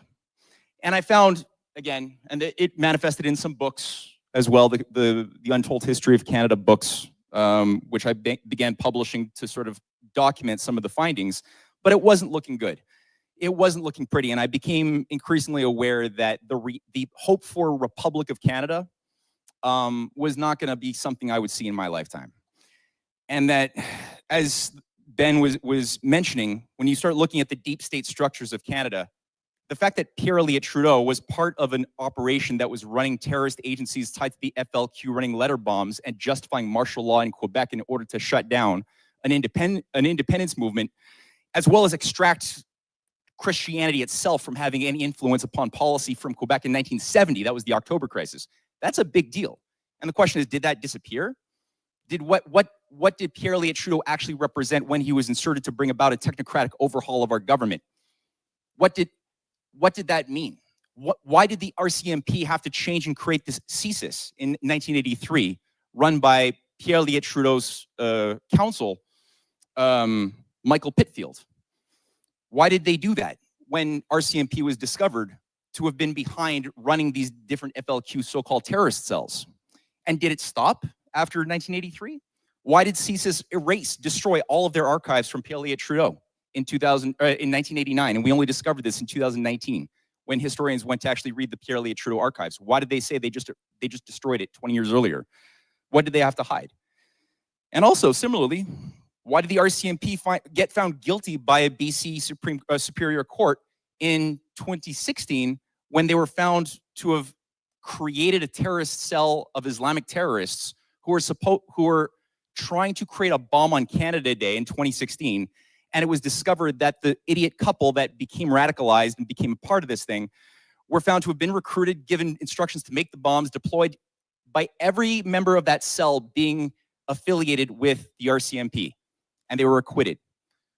So maybe there's some bad habits that continued on that were tied to decision-making processes that have nothing to do with the elected part of our government that we are told is our government. So Mark Carney today represents something as a continuity of policy and a method that I want people to just think about a little bit today. And I think it has a lot to do, well, there's three items I'm going to touch upon quickly in the next 14 minutes. Number one, his policy to bring Canada into the European Union, which he announced as part of the Rearm Europe war plan. Canada, as of today, is now part of the Rearm Europe plan. That is something to create a massive 150 billion euro budget that will be part of a massive escalation to prepare for an oncoming war with seeming rivals, Russia, China, others. Also, as of June 23rd, they passed the Canada-EU Comprehensive Integration Partnership, which is like an integration on green energy, military, security, you name it, that happened. Fit for 55 Agenda 2030 also. Canada's participation in NATO and NORAD has also been increased with this to bring King Charles into greater decision-making within Canada. That was announced with the request that Charles, develop the speech to open up the Parliament. And then to lock Canada into the Golden Dome, which is another thing that was modeled on the Israeli Iron Dome that was rebranded because it had a bit of a bad name a few months ago, called the Golden Dome, which I want to say something about too. That's part of a very, very toxic set of ideas.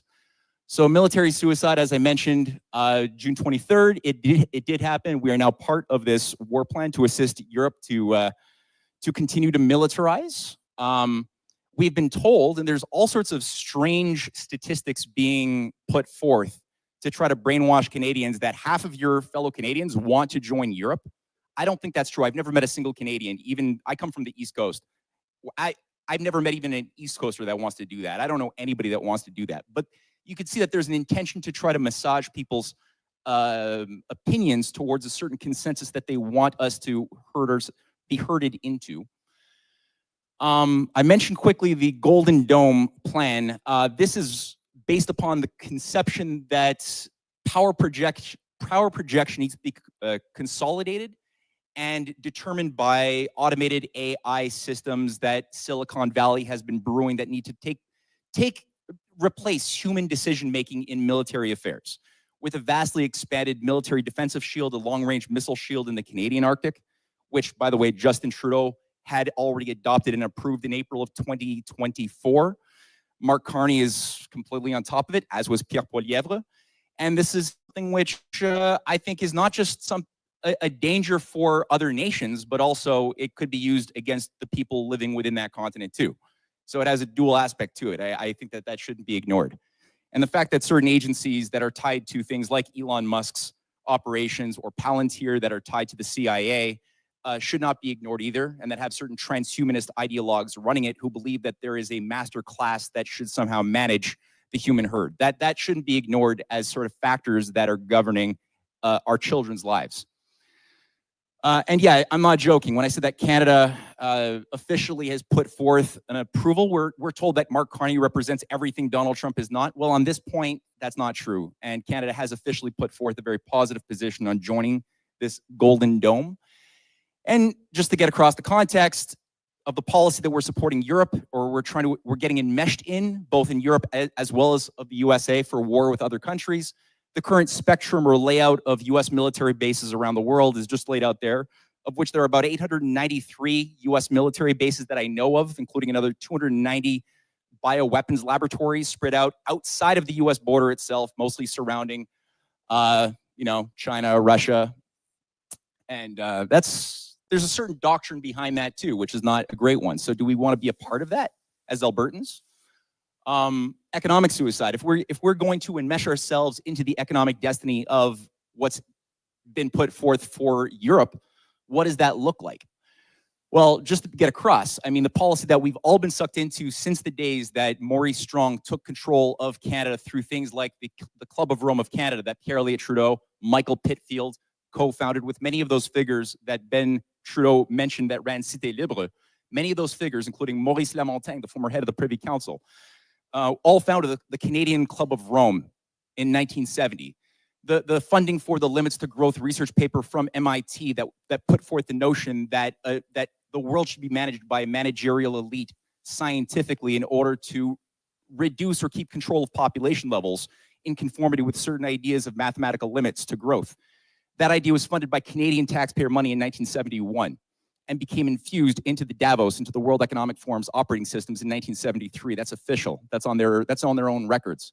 So that same Maurice Strong that ran the national the Canadian oil plant policy, the national energy program of Canada under Pierre Trudeau. That was Maurice Strong, who was the co-founder of the Club of Rome with Michael Pitfield, who headed up CSIS. That same institution did something in 1970 to force a new policy that was designed to transform our world from being industrial, productive, based on the idea that there is morality in work, that thinking about the future is what should guide the behavior of economic planning and investment, into the idea of becoming a consumer society cult that would live for the moment without thinking of the past or the future. And that would always be based upon the idea of speculating increasingly to make money with non-existent assets.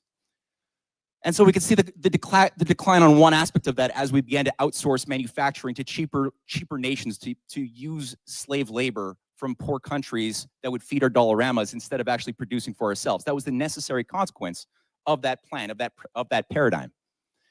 And we could see the effects even in Europe, where that consistent decline in industry and the increase of a services economy became sort of the parasite, the cancer that took over. That's something which was never meant to be a viable economy. And we could see the effects of that in Windsor, Ontario, across the Rust Belt of the USA, where once productive areas have become consciously destroyed. You know, Hitler said there was a list of different cities in the world that Hitler had on his wish list to be destroyed in the context of a war with the West. Detroit was number 2. And we did to Detroit to ourselves what Hitler wanted to do, because it was recognized that this productive power that was located in these areas in the Midwest around the Great Lakes was such a productive power that it didn't just produce things for war. It could build railroads, it could build whatever with that machine tool capacity, and that's been sabotaged by, I would say, almost design, by getting people to think that economy is whatever that guy has in his head. That's not economy. That's always been a casino. That's always been a casino. That's not actually investing in something long term. That's looking at numbers and thinking about probability theory in the moment, but not about thinking about building something for the next generation. And what you have there on the left is something Carney himself participated in. As I mentioned, the guy, even though he's ideologically committed to a green global system of management, he is himself a former investment banker at Goldman Sachs that oversaw the growth of global derivatives and speculative financial instruments from the 1990s to the early 2000s before he became a civil servant. And that's the growth from 1998 of derivatives, fictitious instruments that are tied to like insurance on different types of security bundled, and how you could then gamble on the price of these. It's so detached from reality, it's ridiculous. But the growth of them, from the destruction of Glass-Steagall, the bank separation policies of 1999, all the way to the present collapse of 2008, and to the present today, they are now over 20 times the world GDP. This is not value, and this is what we're bailing out, and this is what Carney wants us to soon bail in with the next banking crisis. Now, I mentioned as well, Mark Carney is known since his days as the governor of the Bank of Canada to his running of the Financial Stability Board for the Bank of International Settlements. He's been known as the eco-warrior of central banks. He's proud of that title. Because he's already thinking about what is the new economy going to look like that is going to be the consequence of the collapse that he helped bring on. That's part of the idea. Is it's not an accident that this collapse has been built into the current operating system of the transatlantic banking structure. It was designed to collapse. It's doing exactly what it was supposed to do by destroying industry, by destroying the productive economy, right? And by creating jobs that were only designed to accommodate the creation, kind of like the Pygmalion effect, of a useless class. Because they want to justify the idea that there's too many of us for the world to support. We need things like MAID. We need things to get rid of the useless eaters based on some form of cost-cutting identity. Mark Carney as well, what is this? Some of his commitments and pledges have been to lower CO2 emissions by 50% of 1990 levels by the year 2030, net zero by 2050. Same thing for Europe.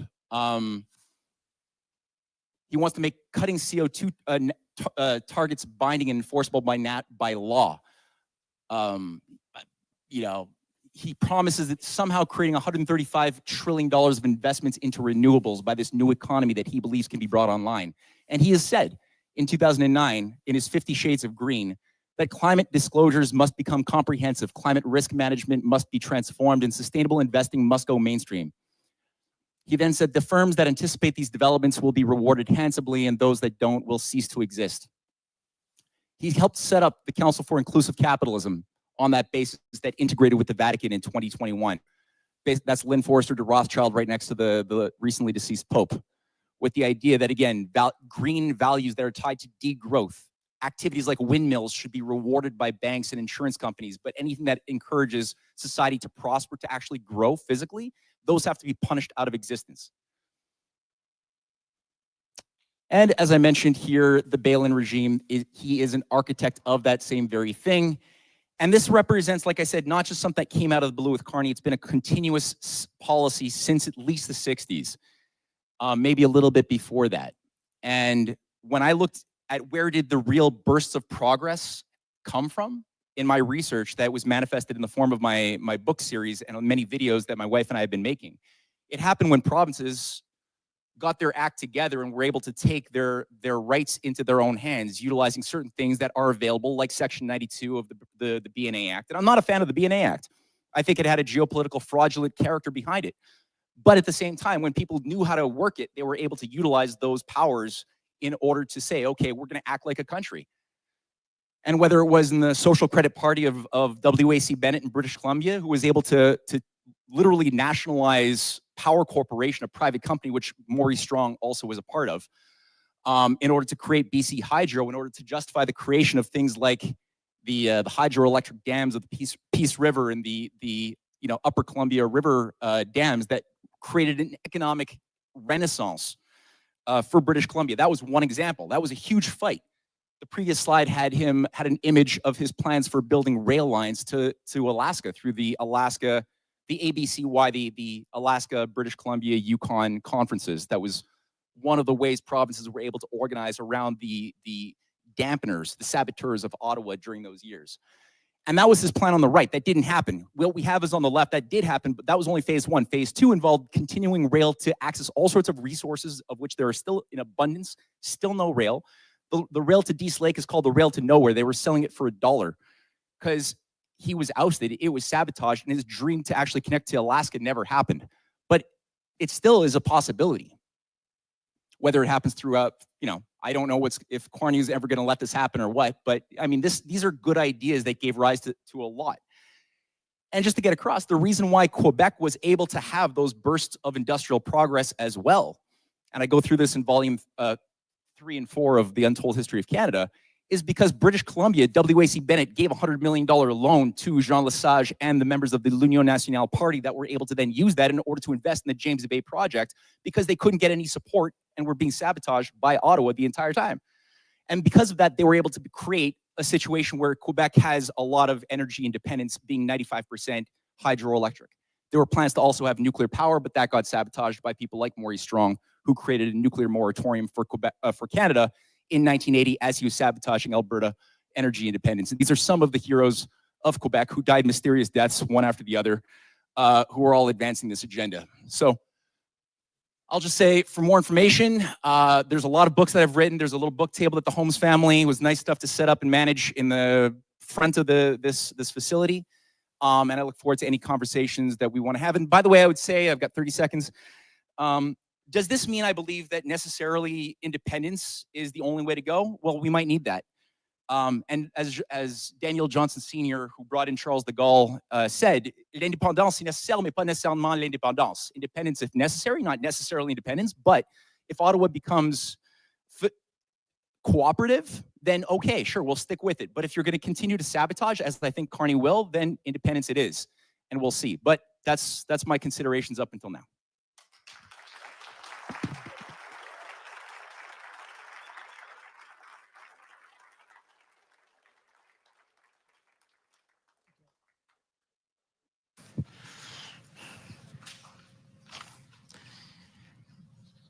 Two Quebecers dropping truth bombs back to back in one evening. Like, who spiked the maple syrup tonight? It's like the prairies turned into a confessional booth or something. Our next speaker, I think, is well known, CEO of Alberta Prosperity Project and organizer of the referendum initiative. Our next speaker will outline how the process aligns with the Federal Clarity Act and why Albertans must have the democratic right to decide their future. Please welcome Mitch Sylvester.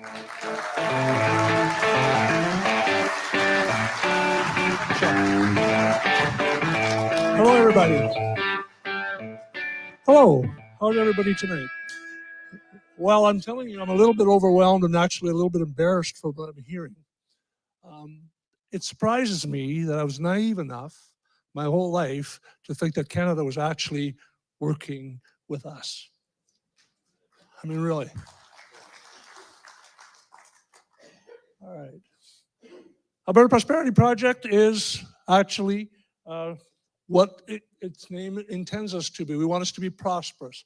However, we're seeing in live time that that's almost impossible based on what's happening to stop that from happening.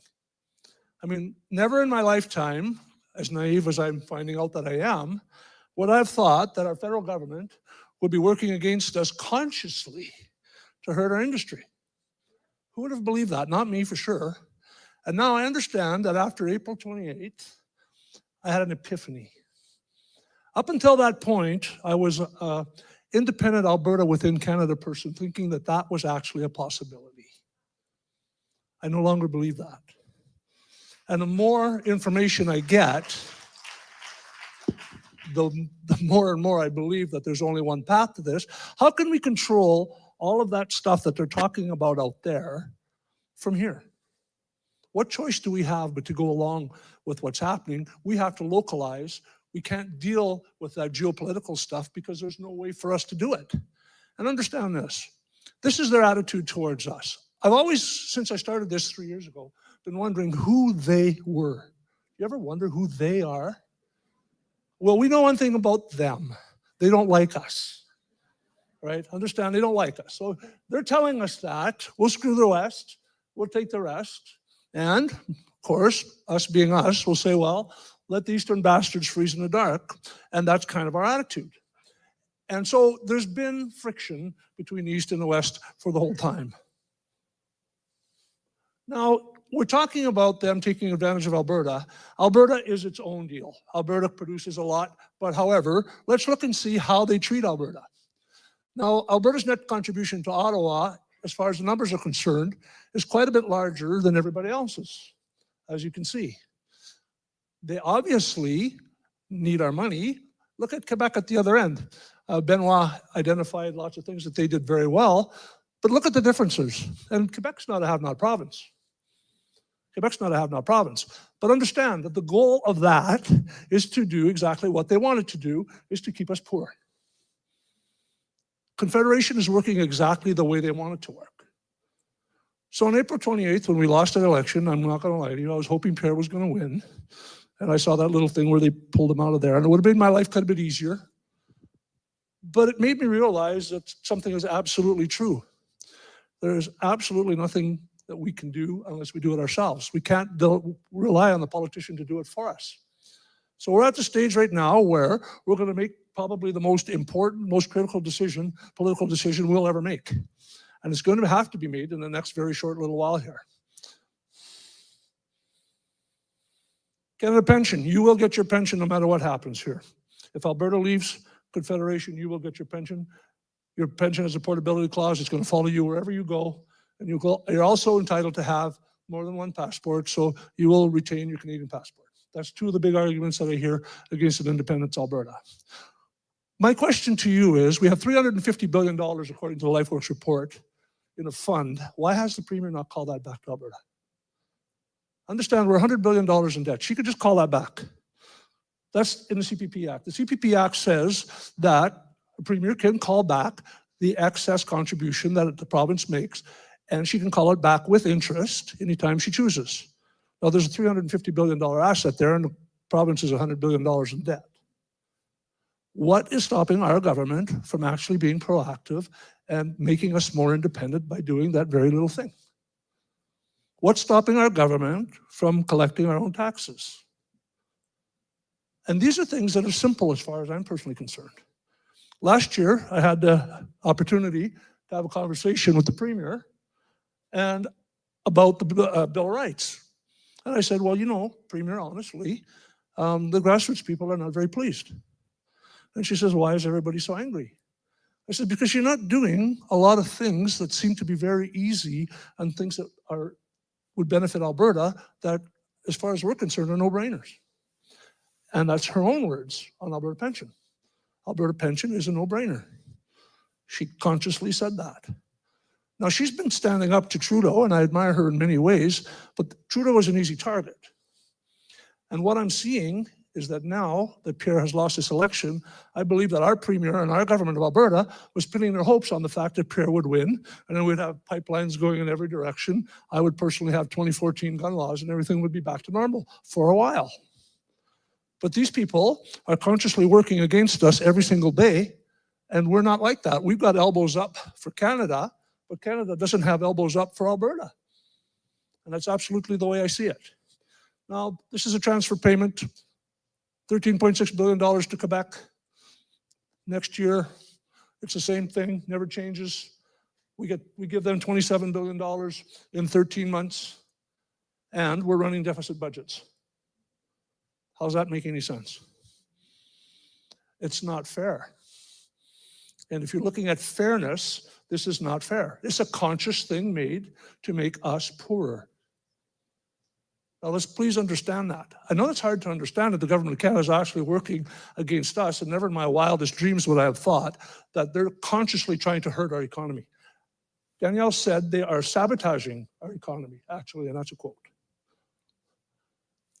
In his book, Values, our new Prime Minister said that Western society is morally rotten and it has been corrupted by capitalism, which has brought about a climate emergency.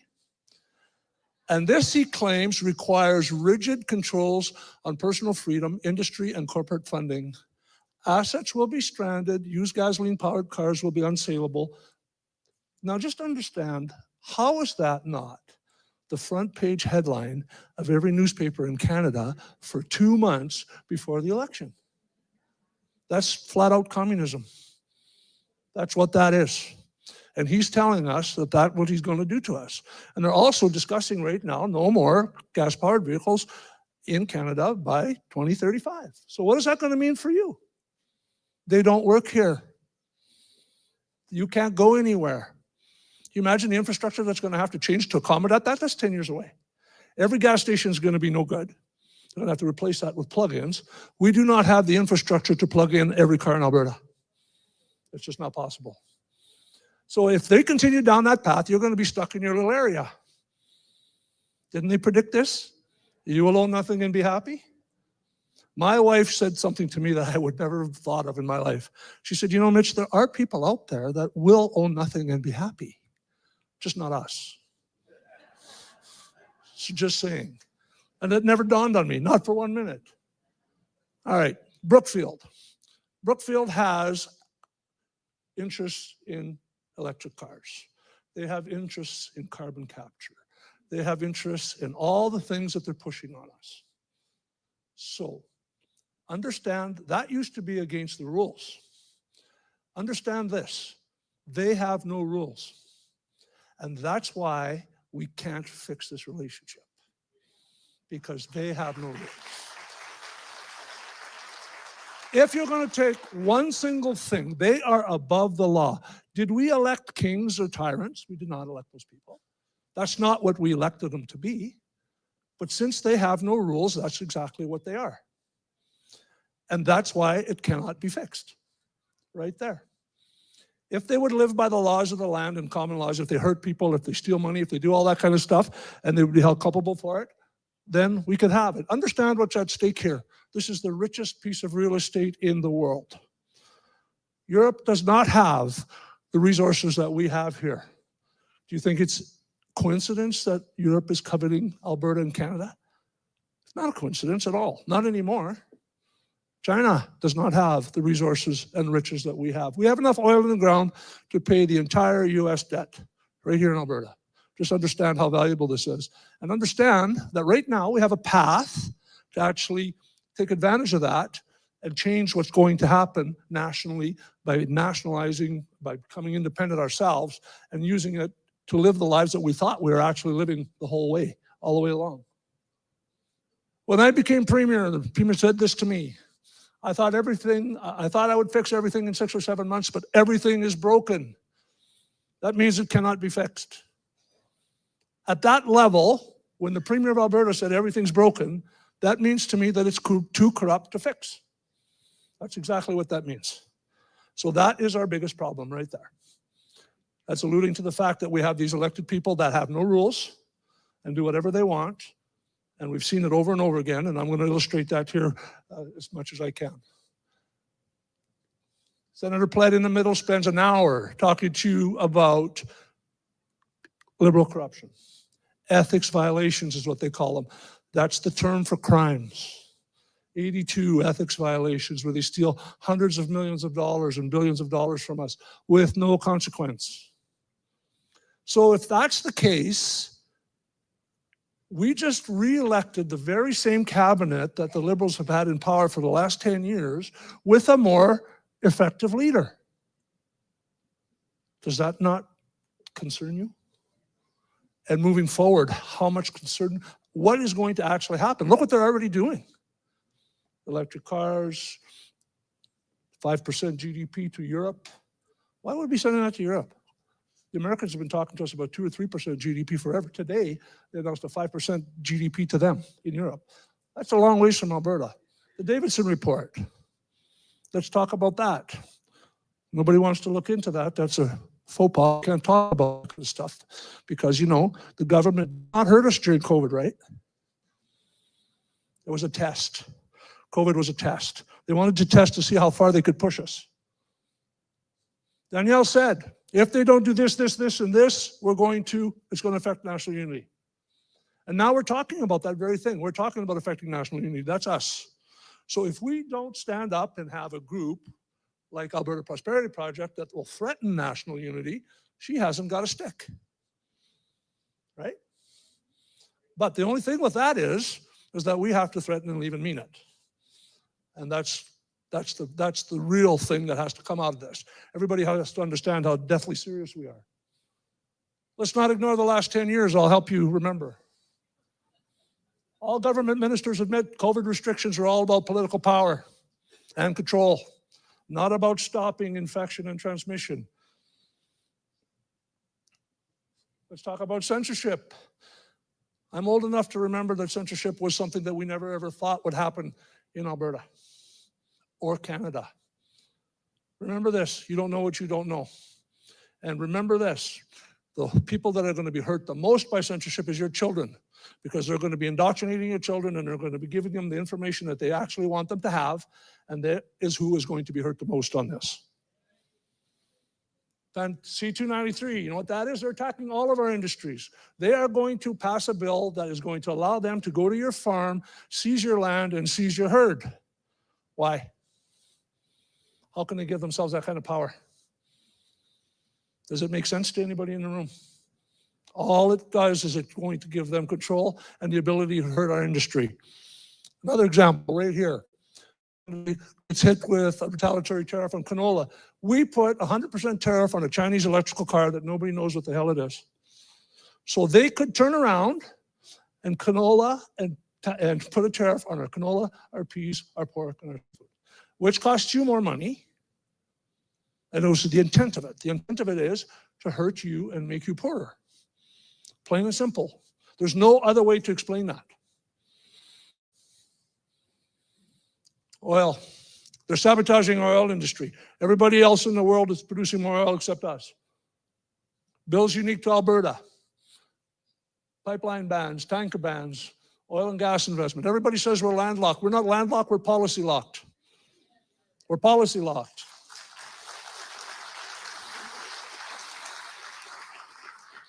Without the government regulations that they have currently in place, Alberta could put a tariff on every train going east to west in the country, and we could negotiate our own pipelines through BC.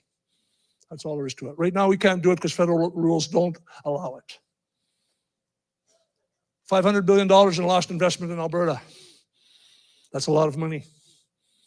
That creates a lot of jobs. But that's not the purpose. Trudeau said, that's not in our plan, right? Germany tried to buy natural gas. Japan tried to buy natural gas.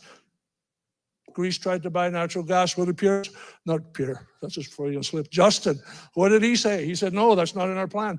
Do you know why? Because it would have created sustainable employment that would have gone year after year after year, and wealth that would have gone on year after year after year. And what they're doing is they're putting carbon capture in, which Brookfield has money invested in. And the carbon capture is going to pull the CO2 out of the air that they can't measure. And then it's going to stick it in the ground, which also can't measure. And there's absolutely, they're going to pay themselves $50 billion of our money to do it. All right, that's the refinery I was just talking about. All right, here's where the rubber meets the road. That's where Norway is. Norway came to Alberta to study our oil patch. They have $1.3 trillion in an oil fund. That's a decision that you have to make right now. You have to understand that this is what you're choosing. You're choosing a future for Alberta that will have that kind of oil reserve money available to us, or we're going to go another 25 years and we're going to end up with that. Because that's the choices we're making. We're talking money here. This is a money talk. They're taking our money away from us. They're spending our money. We don't know who they are. We don't even like them, and we're letting them do it.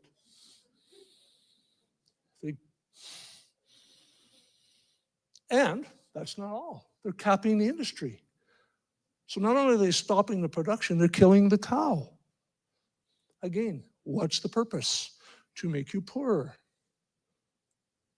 That is all it could possibly be. There's no other reason for it. Here's one of my favorite slides. Carbon taxes cost Canadians billions of dollars over 5 years, hurting the economy while reducing CO2 emissions by 11.9 gigatons. China emits 11.9 gigatons of CO2 every day and a half. Okay? And they increase their CO2 production by 10% every year. Oh, and then the fires. Just understand that most of them are man-caused by people. Manitoba confirms 100 out of 111 are confirmed, said by people, not climate change. Here's my favorite slide. This is the taxes we pay. Carbon tax, personal income tax, corporate income tax, goods and services tax, excise taxes, fuel excise tax, alcohol excise duty, tobacco excise duty, cannabis excise duty, customs duties, air travelers tax, provincial territorial tax, capital gains tax, land transfer tax, media tax, regulation tax, CPP tax, business tax, estate tax, and now they want to tax your homes that are paid for. Do you understand how state tax works? If you pay If your parents paid $200,000 for a home and they die, and the home is worth $1 million, you pay 65% tax on the difference, on the 800,000. 65%. How's that work?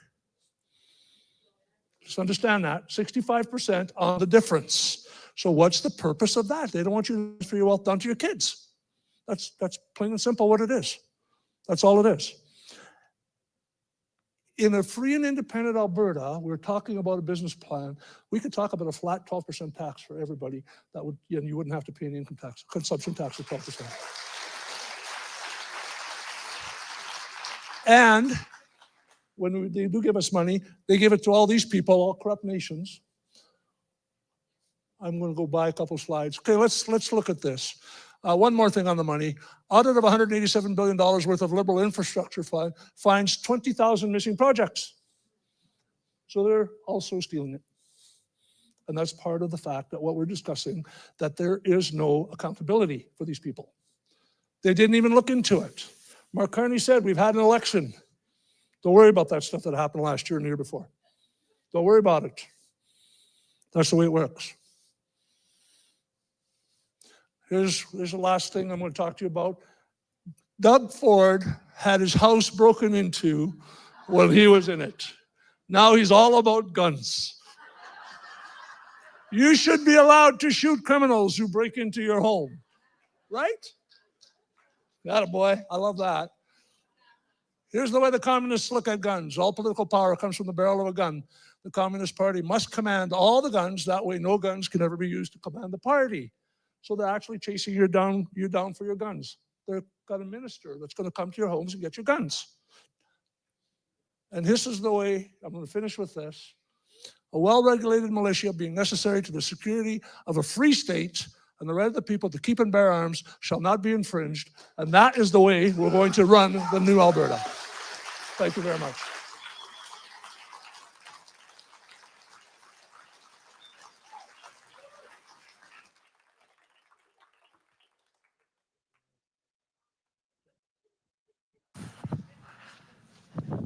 Nobody can see me while I'm in the back. I've been sitting trying my best. I'm no comedian. I was trying to find a joke of two Quebecers, and I was like, is Mitch Northern Albertan? Is he a gunslinger? You know, he's got a bunch of different things. I just can't make it. So I have to leave you on that. I'm like, somewhere there is a joke, and some better host has it. But there is a joke there with two Quebecers followed by, like, who designed this lineup? This is gold. Anyway. We're going to pass the boot, and I was trying to work that into. I'm like, and then we're going to pass the boot. This is amazing. We're going to ask the ushers, I assume, somewhere out there. They're going to come up. Money goes in the boot. Obviously, it's not free to pull, together an event like this. And if you got it in your heart to give a little bit of money, they would appreciate that. And so the boot is, I think, coming around, or it's not a physical boot. Well, now I'm a little disappointed.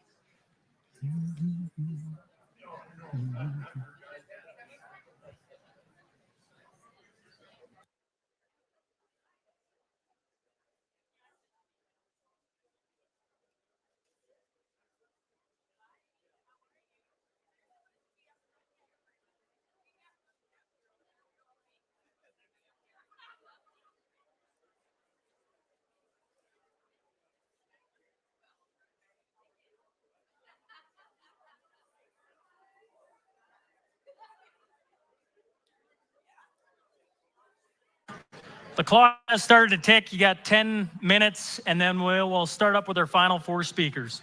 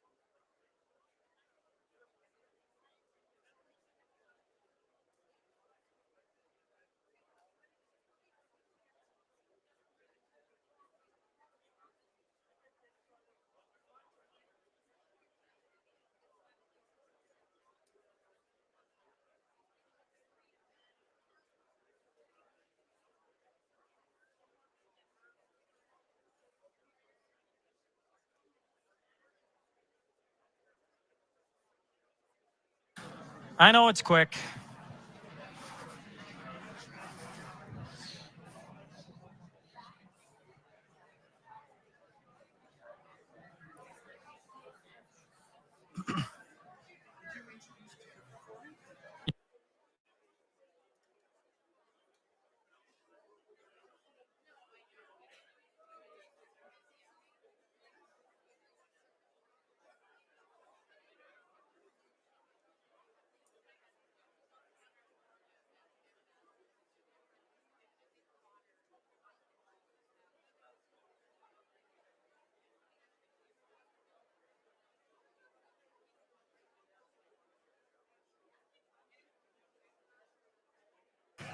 All right, folks, we got a minute, and I know exactly how this is going to go. I could see everybody standing around.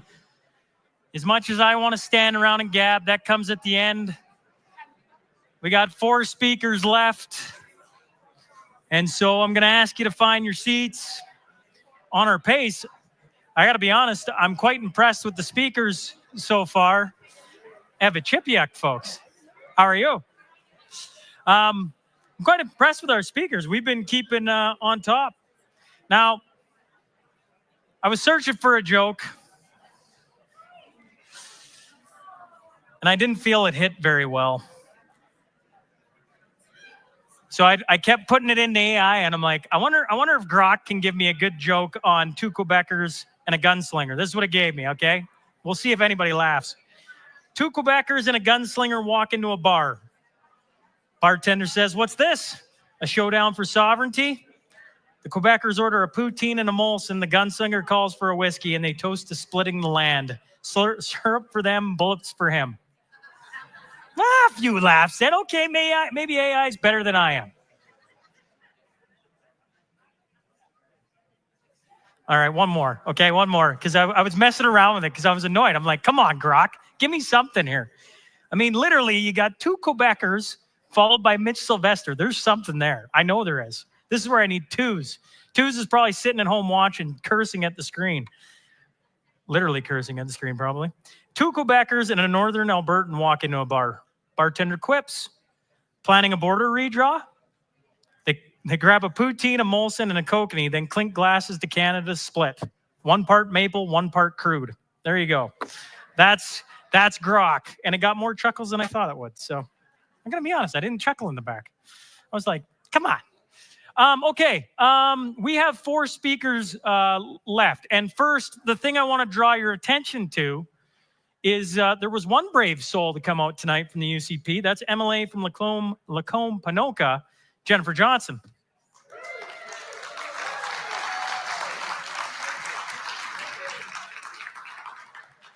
I don't know about anybody else, but, you know, when it's a UCP ran event, you know, I hope there's, you know, I'm not greedy. I'd take 10. I'd take 10, not 40. I'd take 10. So the fact we got one brave enough to come, my hat's off to you, Jennifer, as she's been to every single one they've done. Now,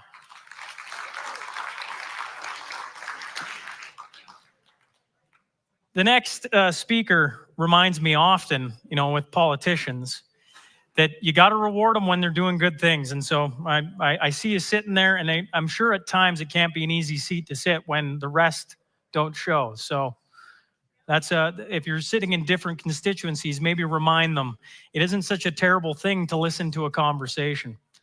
Our next speaker is the Alberta Director of the Canadian Taxpayers Federation, and she will discuss what would Alberta's finances look like if they were managed solely by and for Albertans. What public investments could be prioritized: healthcare, education, sustainable energy. Please welcome to the stage, Kris Sims.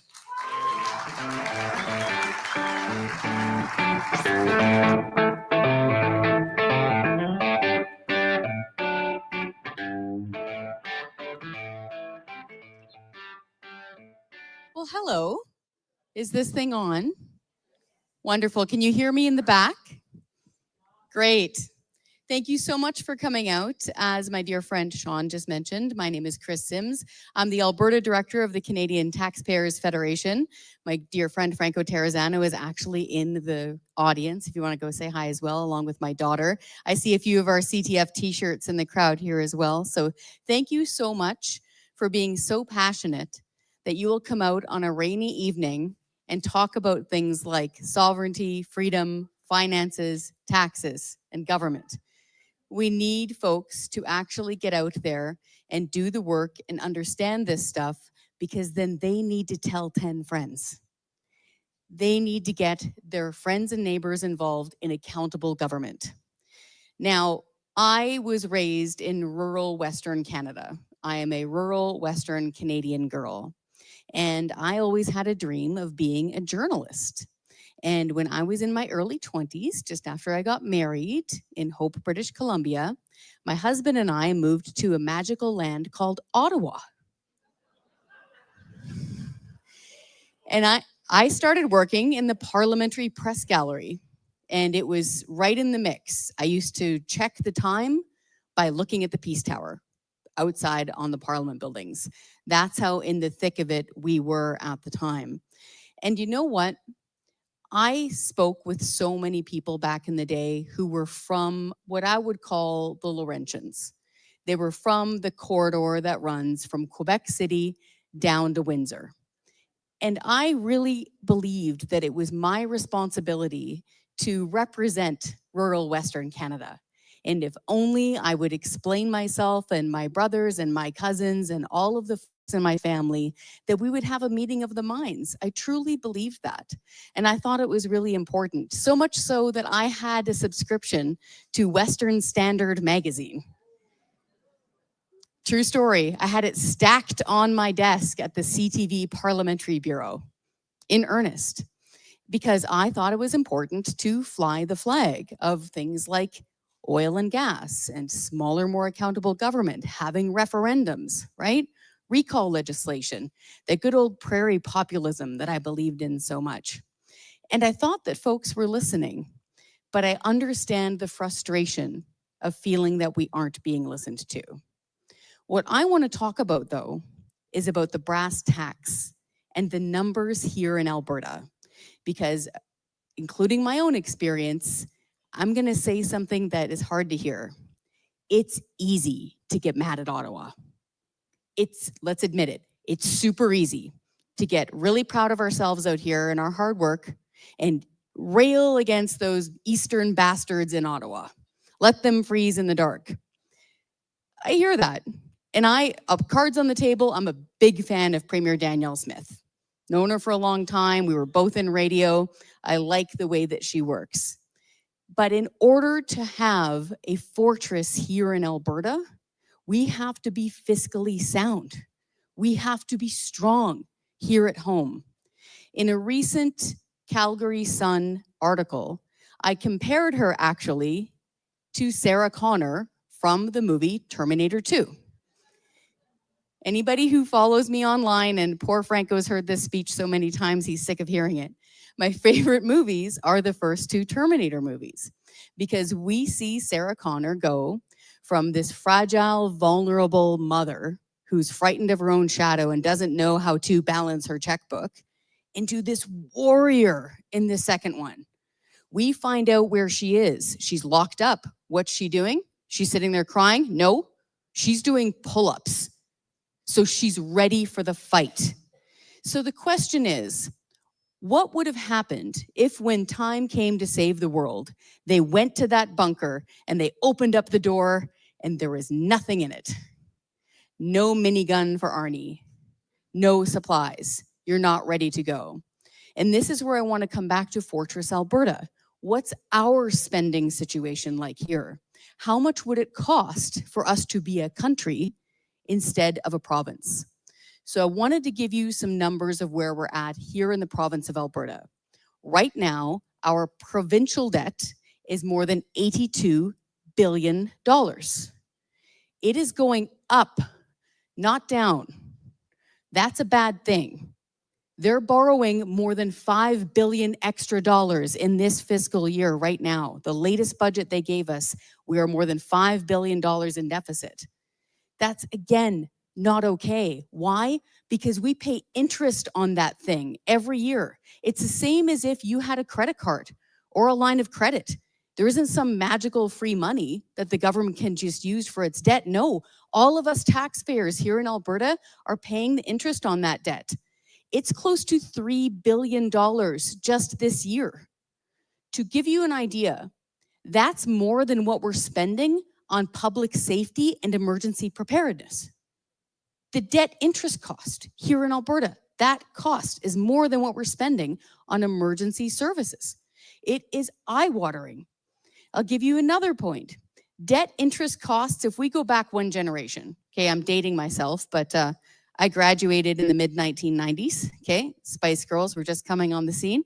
It was a big deal, okay? Canadian Taxpayers Federation is already out there, though, because we started back in 1990. So picture yourself, mid-1990s. That's when the Taxpayers Federation started saying, you know, we need to have balanced budgets, and you need to keep your spending in line. Keep your spending increases at the rate of inflation plus population growth, or less. That would be great, but keep it reined in, okay? Our debt interest costs that we have incurred since that time in 1997, $34 billion. This is Alberta. It's got nothing to do with Ottawa, okay? If we had restrained spending, this is a big one, and I want you to kind of mentally prepare for it because this number is so big. If the Alberta government had started restraining spending, not cutting it, just increasing by the rate of inflation plus population growth back in the mid-90s, we would have saved $300 billion. Picture 300 brand new hospitals. Picture them down the street, all 300, burning to the ground. That's only because they weren't restraining spending. And before you start thinking, oh, that must have been just during the NDP times of Rachel Notley, I'm sorry, no, that's not true. Because they doubled program spending between 2004 and 2015. That was a PC government. It went up 103%. So Ralph Klein holds up the sign, paid in full, off to the races, everybody's happy. Very shortly after that, we started going back into the red, real deep, and we kept going. One of my friends liked saying, oh, they were spending like drunken sailors. A drunken sailor was the best man at my wedding, okay? And Byron was way better with money than the government is. So they were spending like politicians who were unrestrained. That was the situation that we're in now. Which brings me back to the government right now. The good things they're doing. They made good on their income tax cut promise. That was awesome. And very importantly, and to my point on that spending restraint, they strengthened the Taxpayer Protection Act so that if they want to hike taxes, we all get to vote on that first, okay? The second part is they promised to keep spending increases below the rate of inflation plus population growth. That's very good, as long as they stick to it. And that's the catch. In the last budget, because we had so many people move to Alberta, the population growth part of that equation was really high. And so the government spending went really high. They just barely stayed within their own law. That was so thin you could see through it. So this is why at the Taxpayers Federation, we're warning them of, hey, get your own house in order. Make sure you have a balanced budget. Make sure you are not piling onto the debt because we're all going to pay for it. Shifting our focus to our favorite topic of Ottawa, okay? Let's look at how much money Alberta has been out, really, because of Ottawa's behavior. So if you take a look at the Parliamentary Budget Officer's report, he is saying the cap on energy is going to blow a $20 billion hole in the Canadian economy. He's saying that it's going to cost 40,000 jobs. Okay? Here's a big one. Canada saw nearly $670 billion fly away since 2015, since Trudeau was elected. $670 billion gone because of either stalled or canceled natural resource projects. I wanted to do another mental picture here for you. Combine the energy cap cost, $20 billion, with the $670 billion mark, right? Where they're choking off resources. We're about $690 billion. To give you an idea of how much money that is the income taxes for the entire populations of Alberta, Saskatchewan, and Manitoba combined for 10 years. And that's just not the taxpayers. Just for math's sake, we had to do the populations. We know that infants don't pay taxes. The entire populations of Alberta, Saskatchewan, and Manitoba's federal income tax bills, 10 years. That's how much this has been strangled and thwarted. And so this is where we come into this thing like with equalization and how much this is costing us. So a lot of folks often mention that equalization has cost Alberta around $67 billion since the 1950s. As my friend Franco Terrazzano points out, equalization is just one funding stream. That's just one of them. When you consider all of the money the feds tax and spend, Albertans have paid more than $600 billion more to Ottawa than it's gotten back since 1961. I know, it's really hard to picture. The best way, the rule of thumb, is that a new hospital, with inflation, it's probably a little bit more now, but you get the picture. A new smallish hospital costs about $1 billion to build. So lights, copper wire, fence, all that stuff, picture it, about $1 billion. So the next time you hear somebody say, oh, it just cost $1 billion, or this is how much it was expensed, picture a hospital burning down. That is how much money we're losing in that situation. And so going forward, if folks truly want to try to go out on their own, right, and say, we're going to be a country, we're going to be Alberta or Buffalo or whatever it is, we have to start thinking about a couple of things. How much will we be able to actually balance our own books? Like, how strong is our Fortress Alberta, considering what I just mentioned to you, that it doesn't matter what color the jersey is of the government. If the blue guys are in, the blue guys can blow money too, just like the orange and red ones. And everybody has to hold them accountable. That politics is not just a team sport where we just rah no matter what our politicians are doing.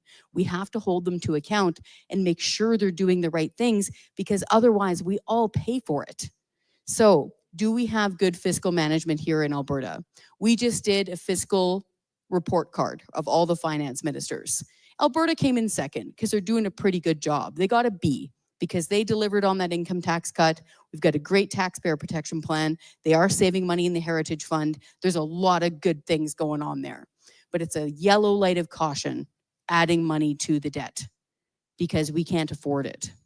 So with that in mind, if we were our own country, if Alberta were its own country, quite often, if we said, okay, that's it, I'm out of here. I'm tired of being abused by you. I'm not taking your crap anymore. I'm packing my bags and I'm out of here. Gone.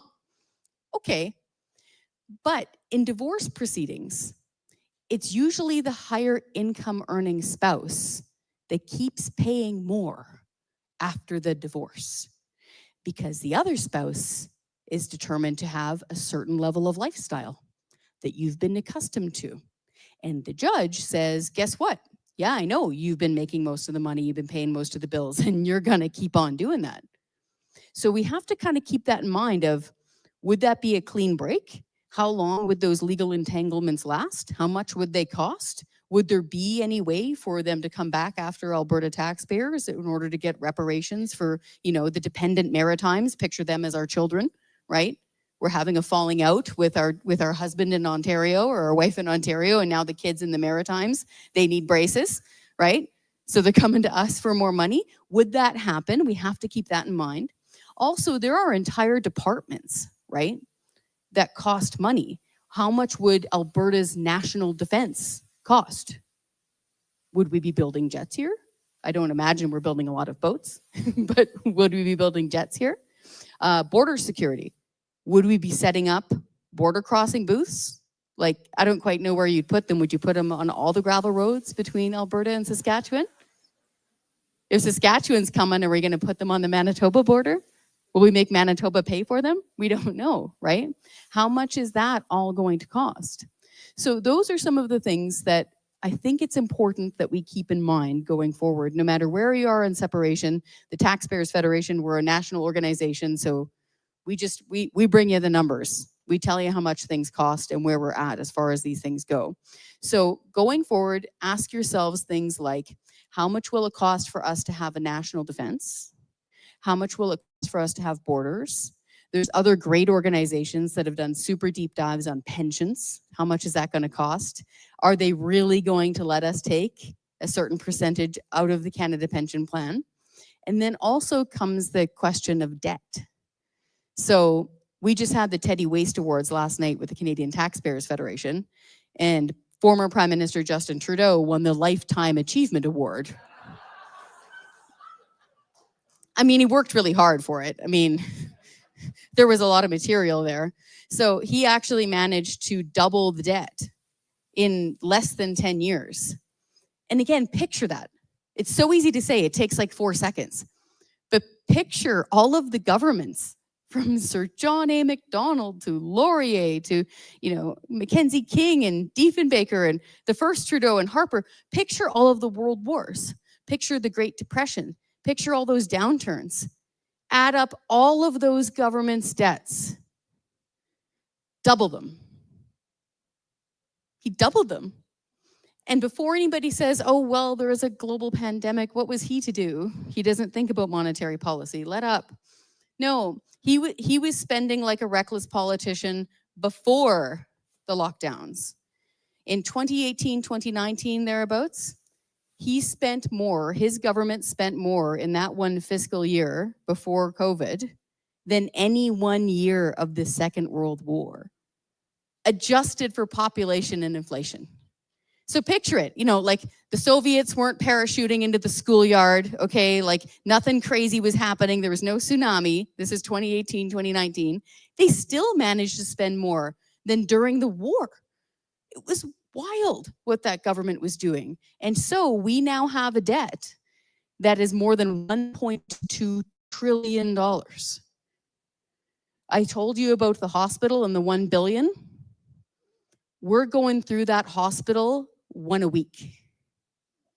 We're spending about $1 billion a week on interest payments on the national debt. So the question is Ottawa going to say, okay, here's your portion that you get to take? And what's that number going to look like? So we're going to need some serious bean counters with some great Excel spreadsheet experience going forward before this party gets started.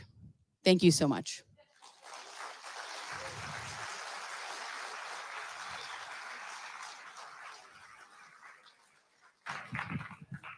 I left. You did leave me time. 80 seconds I left. And I still disagree with you on one thing. Screw Ottawa. I'm done with it. You're not convincing me to play nice, Kris Sims. Please welcome to the stage Professor of Law at Queen's University and author of the Alberta Declaration of Independence. He raises tough questions about government accountability, democracy, legitimacy, and the bloated bureaucracies that can overshadow public needs. Please welcome to the stage Professor Bruce Pardy.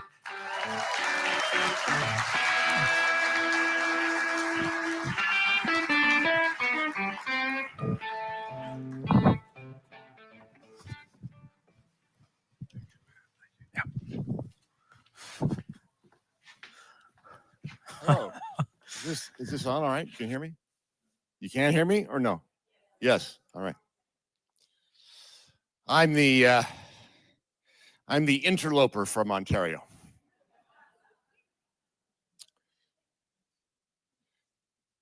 Inside your hearts,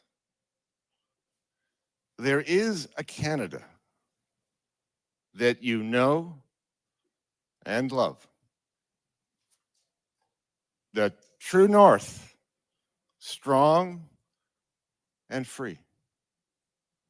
A land of opportunity where everyone has a chance.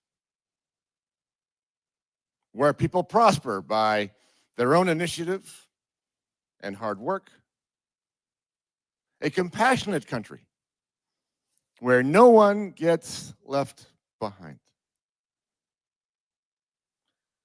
of institutions working for the good of the people,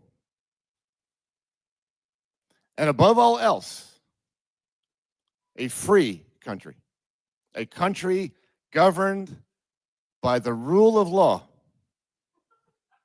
which our soldiers have fought to protect and preserve.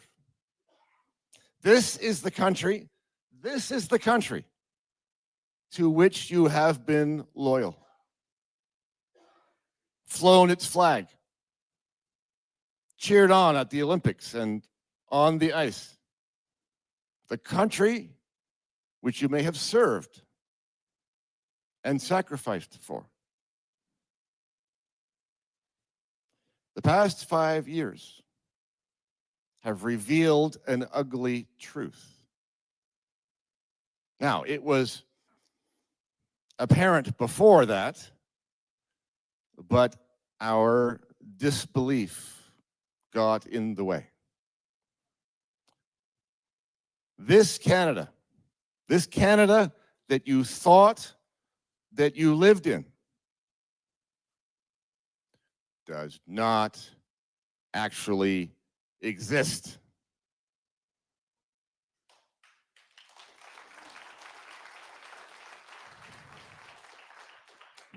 There are two Canadas. The one we love is imaginary. The other one is all too real. What is the real one? In 1775, George Washington wrote to the inhabitants of Canada, as it then was, and invited them to join the Americans in their revolution, to reject the rule of the British king. Come then, my brethren, Washington wrote, let us run together to the same goal. We have taken up arms in defense of our liberty. We look forward with pleasure to that day, not far remote, we hope, when we will be the inhabitants of America and have one sentiment and the full enjoyment of the blessings of a free government. The Canadians said no. They wanted to be subjects of the crown. America's foundational idea is liberty. Canada's is deference to authority. And Canadians are subject still. Now, the king is just a figurehead, but the crown still rules. Under our Westminster system of government, the same small group of people command the executive and the legislature, appoint people to the Senate and judges to our highest courts. The crown owns the territory, while people and property rest beneath its benevolent hand. Its public authorities tell you what to do, and people obey. But this is just the half of it. The real Canada is not just capitulation to authority. Canada is also a grift. It has always been a grift. As my Energy Probe colleague Lawrence Solomon has put it, Canada's colonies came together not for some grand vision of a free and noble country, but for subsidies and grants from the central government. The British North America Act reads like it was written by accountants, not by visionaries or statesmen. Grift is not an aberration. It's part of the design of Confederation. It's not the true North, strong and free. It's a cartel held together by bribes.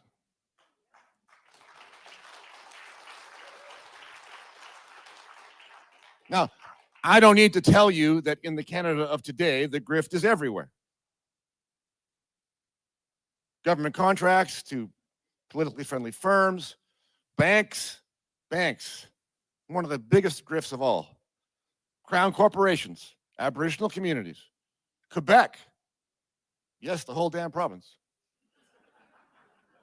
Newfoundland, persuaded to join Confederation, not for the liberty, but for the unemployment insurance payments.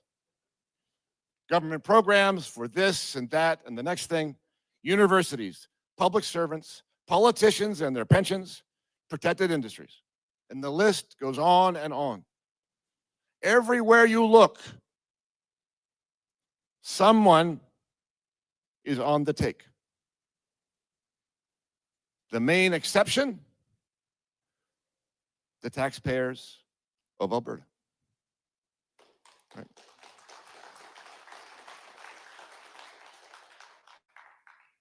Pyramid schemes, in order to work, have to have someone paying in at the bottom. That would be you. Don't be surprised. Do not be surprised. This is the way it was built. The real Canada is a beleaguered, corrupt, and managed country. It's in retreat, more interested in redistribution than in production, more resolved to administer than to build.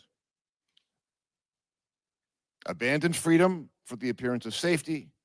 Its elites collaborate with foreign powers and global institutions, sacrifice the interests of its people, and plunder the country for what remains of its prosperity. Now,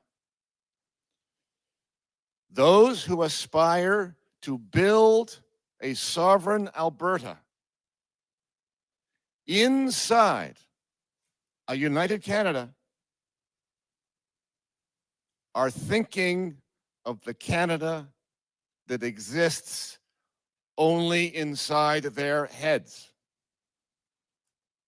This Canada, they think, can be reformed with reasonable dialogue and rational problem solving. It can be fixed, they think, because it still rests on the pillars of Western civilization, the rule of law, private property, free markets, merit, equal protection, limited government, and so on and so forth. That Canada is a figment of their imagination. In the real Canada, our country's most powerful institutions, governments, legislatures, bureaucracies, and courts, have made Canada into a managerial society.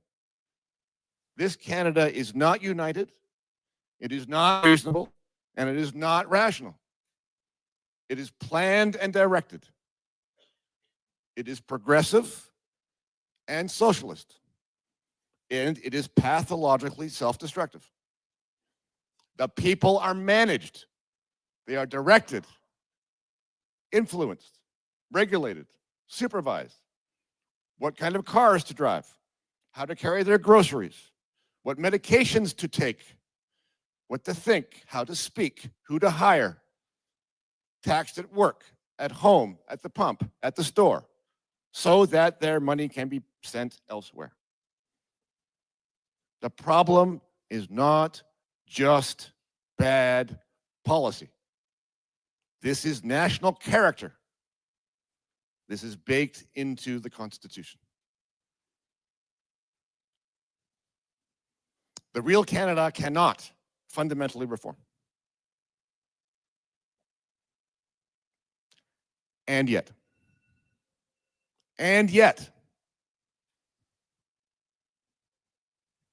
Alberta might, just might, be able to save Canada. You do that by leaving it.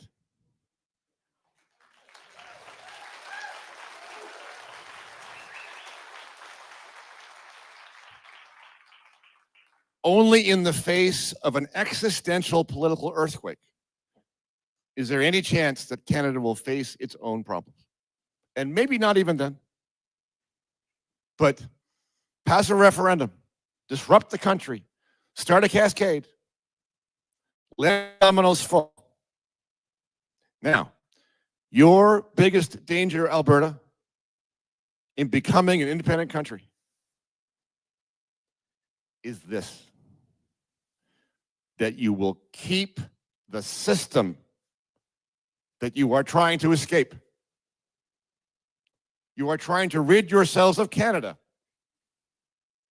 Rid yourselves of the Canada outside Alberta, but also rid yourselves of the Canada that is inside Alberta.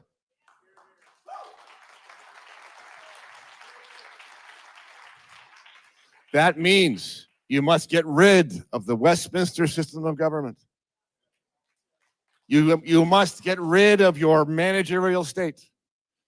You must get rid of your single-payer public health care. You must get rid of the idea that there are different rights for different kinds of people.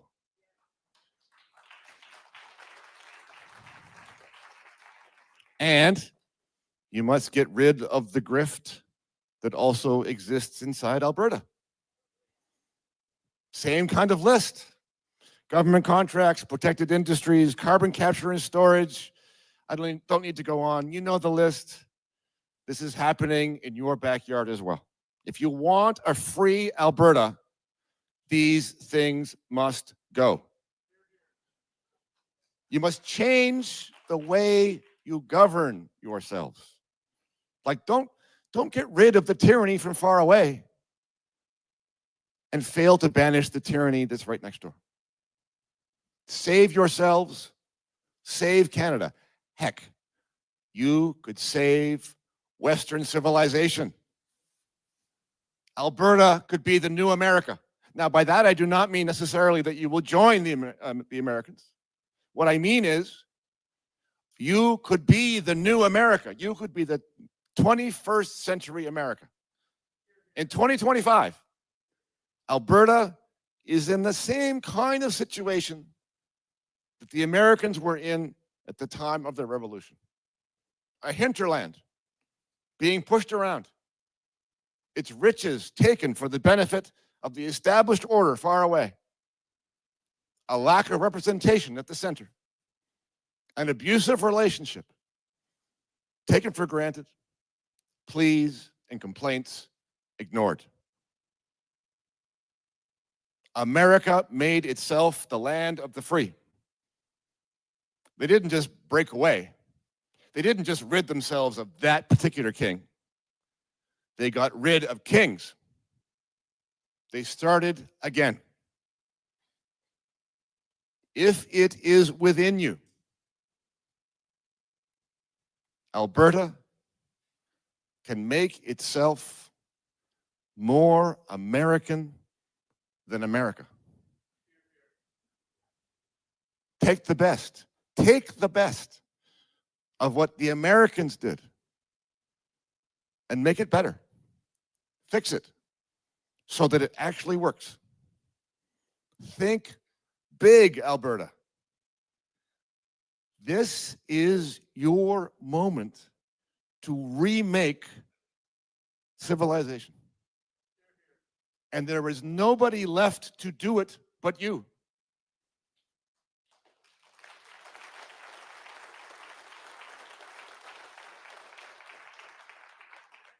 And the moment may not come again. There is a tide in the affairs of men, Shakespeare wrote, which, taken at the flood, leads on to fortune. Seize the day. Enough of Canadian deference to authority. Don't be the schmucks paying the bill for this system of bribes. The American Declaration of Independence says that whenever any form of government becomes destructive of liberty, it is the right of the people to alter or abolish it, or to leave. Alberta, it is time for you to go. Thank you very much.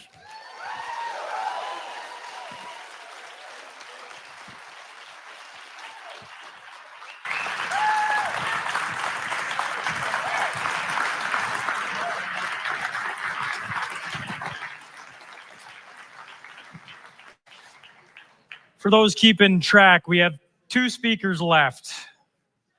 And next to the stage is the founder and president of the Alberta Institute, an independent public policy think tank that aims to advance personal freedom and choice in Alberta. Please welcome to the stage Peter McCaffrey.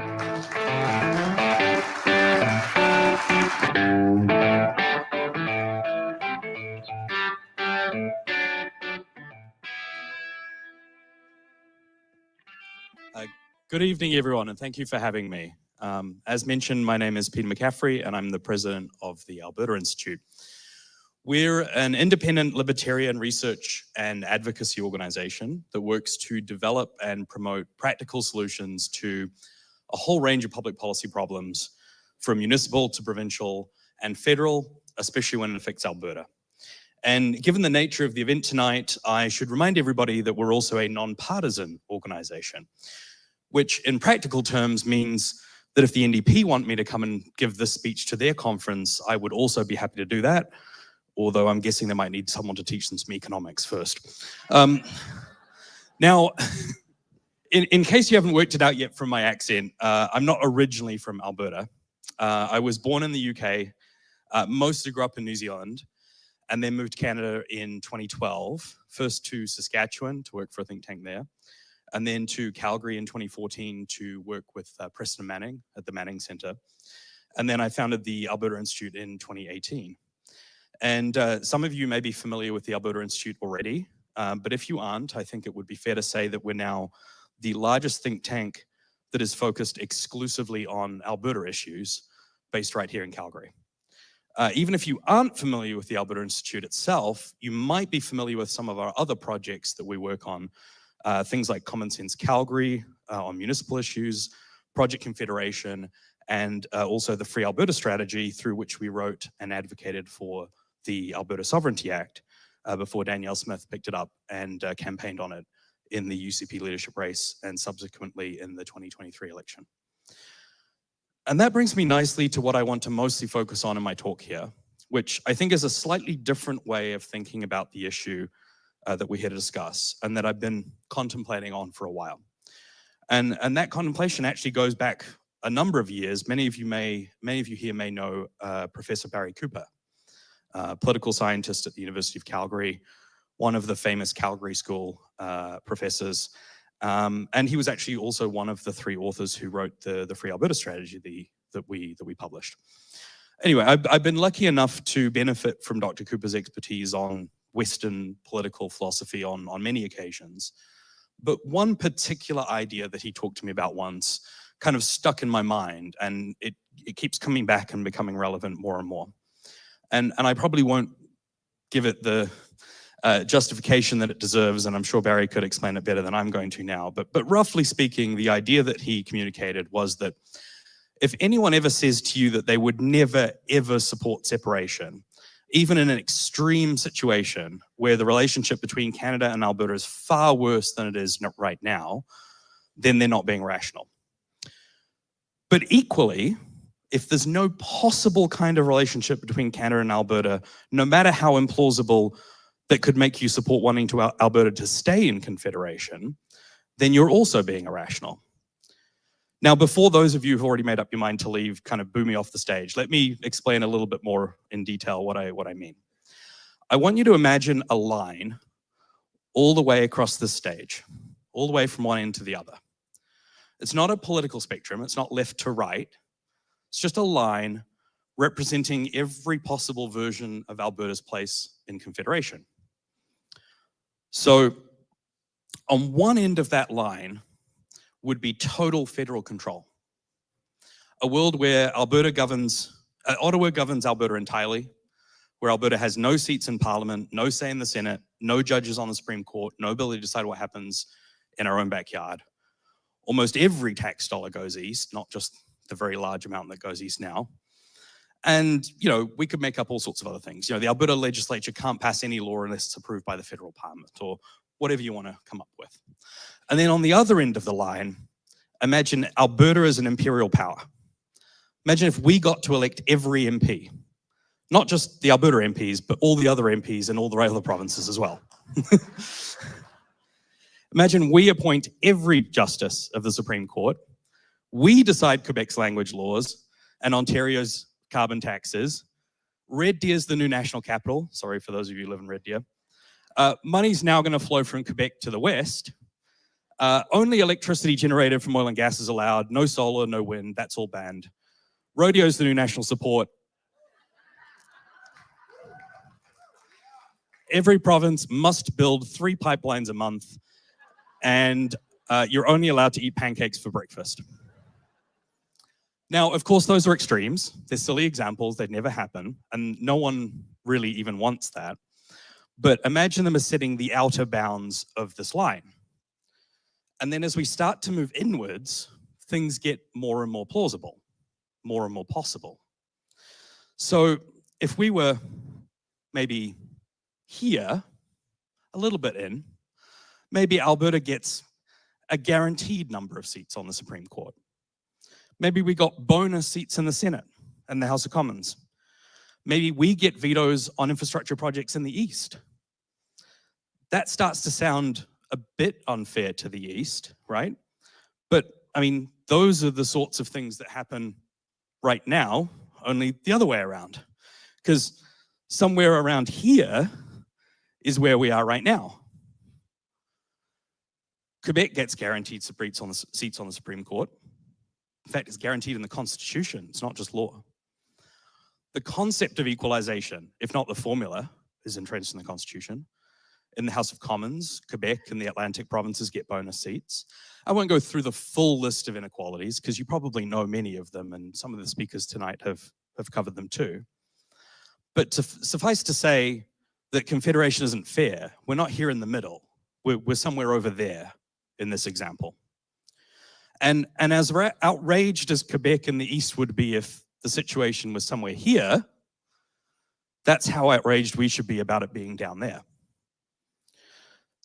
But that brings us to the question of, what does Alberta actually want? Or for those of you who've already given up, what did you used to want for Alberta?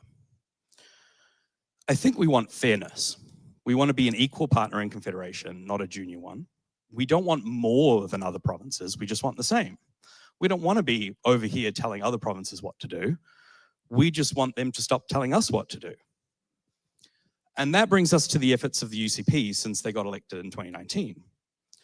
First under Jason Kenney with the Fair Deal panel and the equalization referendum, and now under Danielle Smith with the Alberta Sovereignty Act and the new Alberta Next panel announced today, and likely more upcoming of referendums.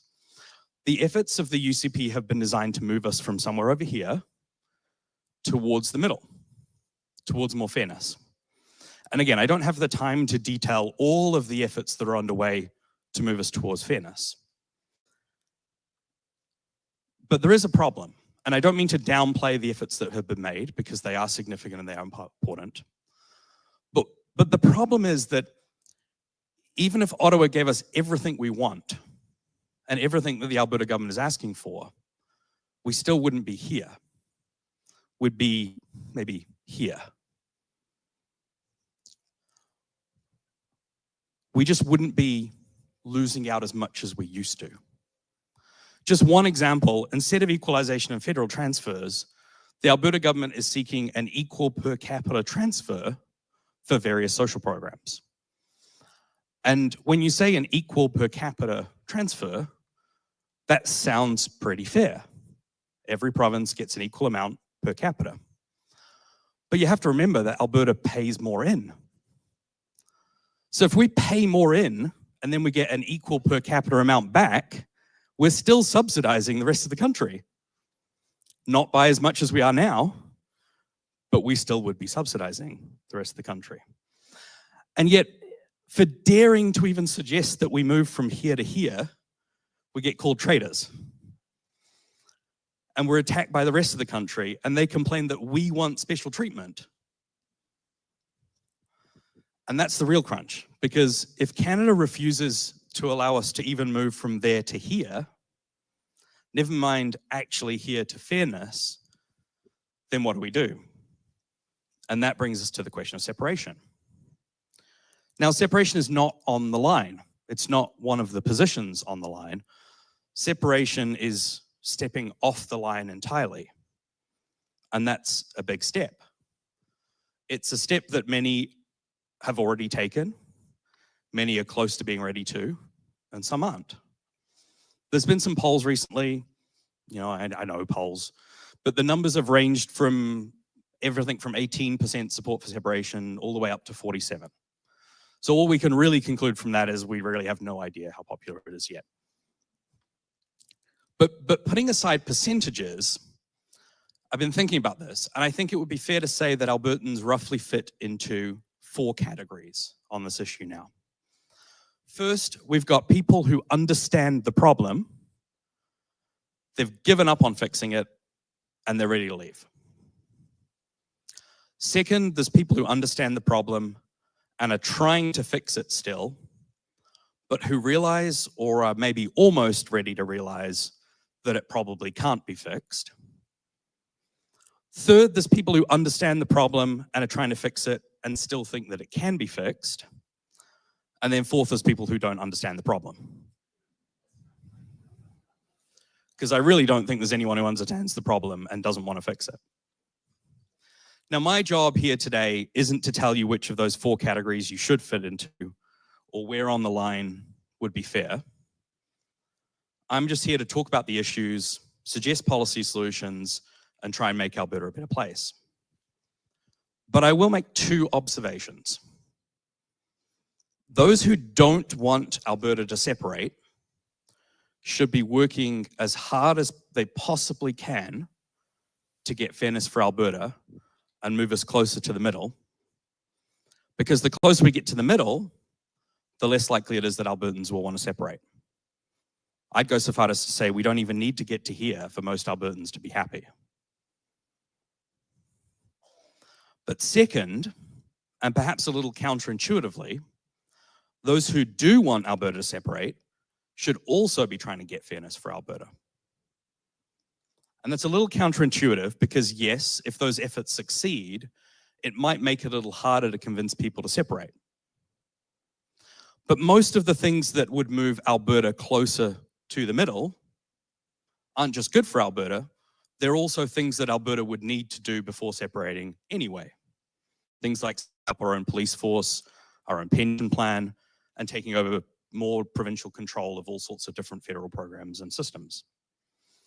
Plus, and I think this is really crucial, if you're right that Ottawa will never compromise and will never actually let us get fairness, then the more we try to fix things, the more Ottawa will say no, and the more that people who are still hoping that the problem can be fixed are likely to realize that it can't. So, in short, actually, whether you want to leave or not, or even if you're not sure, coincidentally or not, we're actually all on the same page for now in trying to pursue the same policies that will improve fairness for Alberta. And then I guess we'll have to see what Ottawa does. And that will really be, I think, what will decide this issue. So thank you for having me to speak. Please reach out to our Alberta Institute team if you have any questions on these or any other Alberta policy questions. And I look forward to chatting to you more afterwards. Thank you.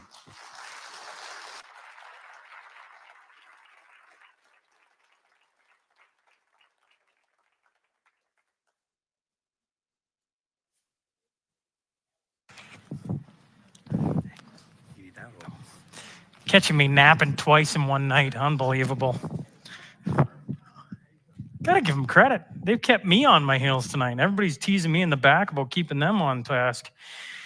Our final speaker of the evening. He's an Alberta lawyer with 30 years of experience, and he's crossed out my note here because I said primarily known for, and he just crossed out and said suing governments. Fair? What are the benefits of Alberta being within a united Canada or an independent nation? To discuss, please welcome Jeff Rath.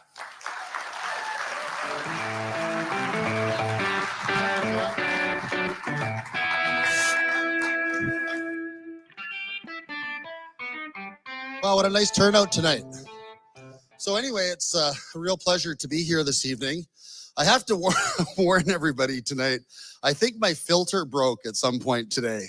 I was in court earlier this afternoon on a class action that we're working on with regard to all the businesses that have been harmed and destroyed in Alberta by all of the horrible Jason Kenney COVID orders. And of course, I walked into court today, and our learned judge, who I quite like, Justice Feasby, came in and he said, I hope everybody doesn't mind. I've been really sick for the last week and I can barely talk. He said, I have COVID.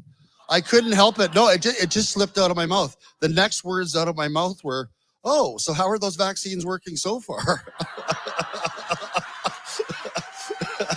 It was, I have to say, I'm not proud of that, was not my finest moment as an advocate. Because, as we all know, the first commandment of advocacy is written in stone, thou shalt not piss off thy judge. Not my finest moment.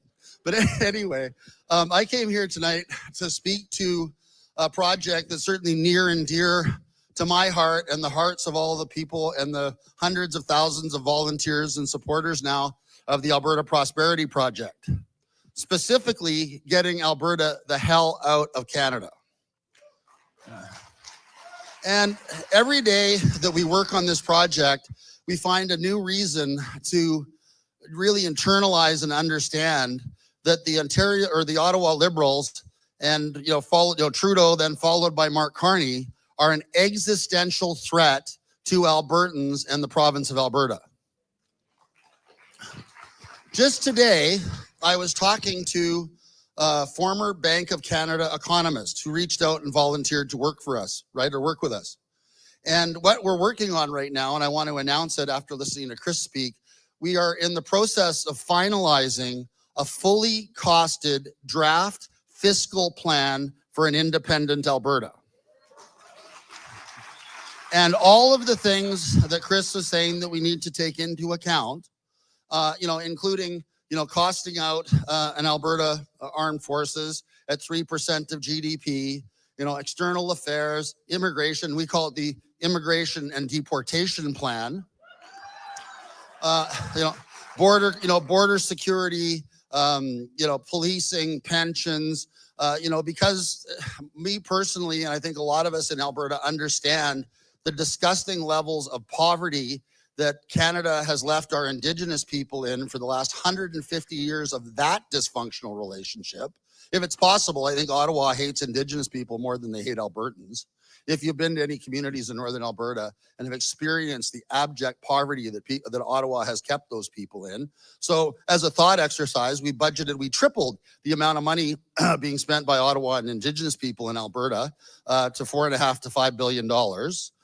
Costed everything in, okay? And would anybody care to guess what the fiscal capacity surplus of Alberta will be after we stop sending $70 billion a year to Ottawa in taxes, CPP, and UI? The numbers range depending on assumptions made on spending, and we're trying to be as conservative as possible. The numbers range from $21 to $48 billion would be our fiscal capacity surplus the minute Alberta declared itself independent from Canada. Let that sink in.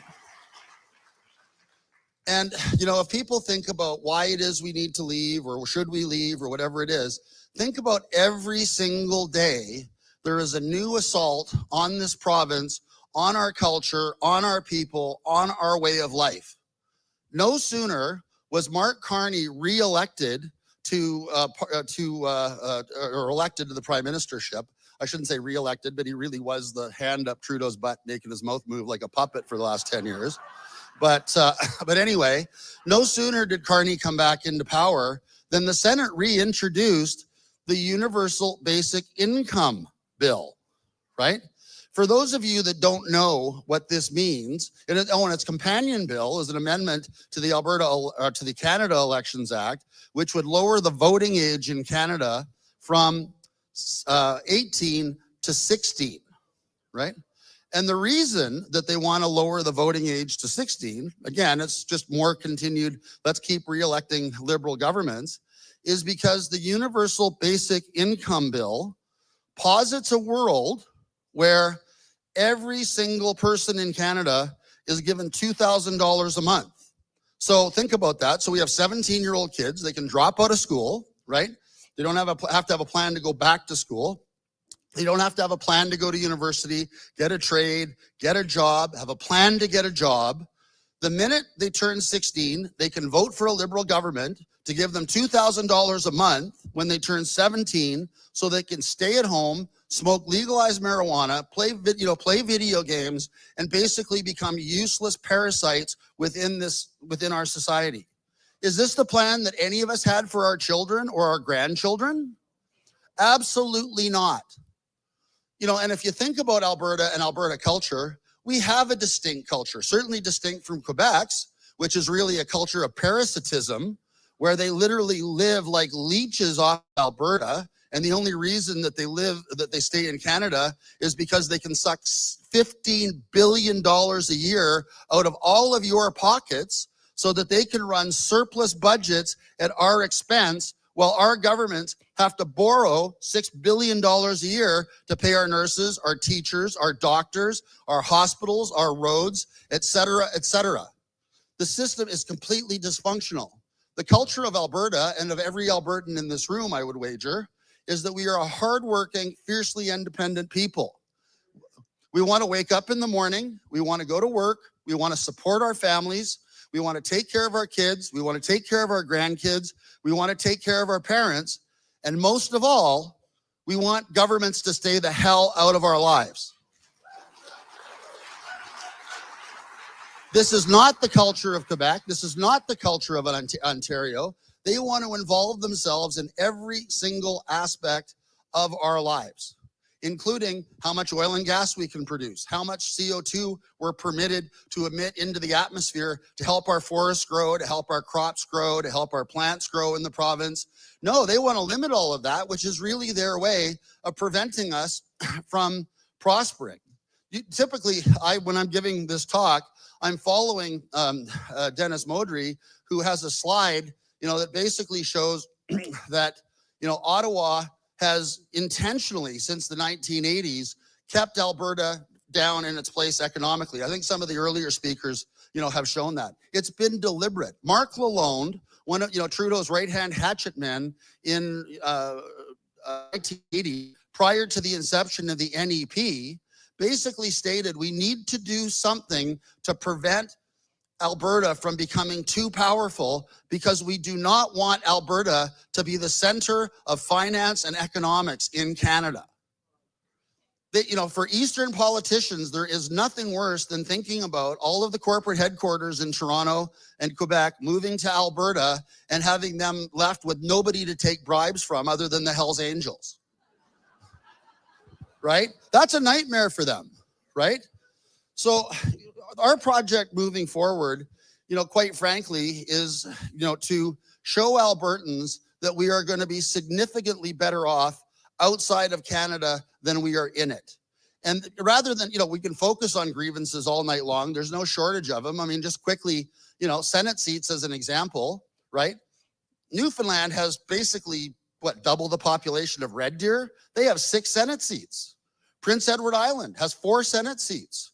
Nova Scotia and New Brunswick each have 10. So collectively, the Maritimes, right, with half the population of Alberta, collectively they have 2.5 million people. They have 30 Senate seats to our 6, right? Supreme Court seats.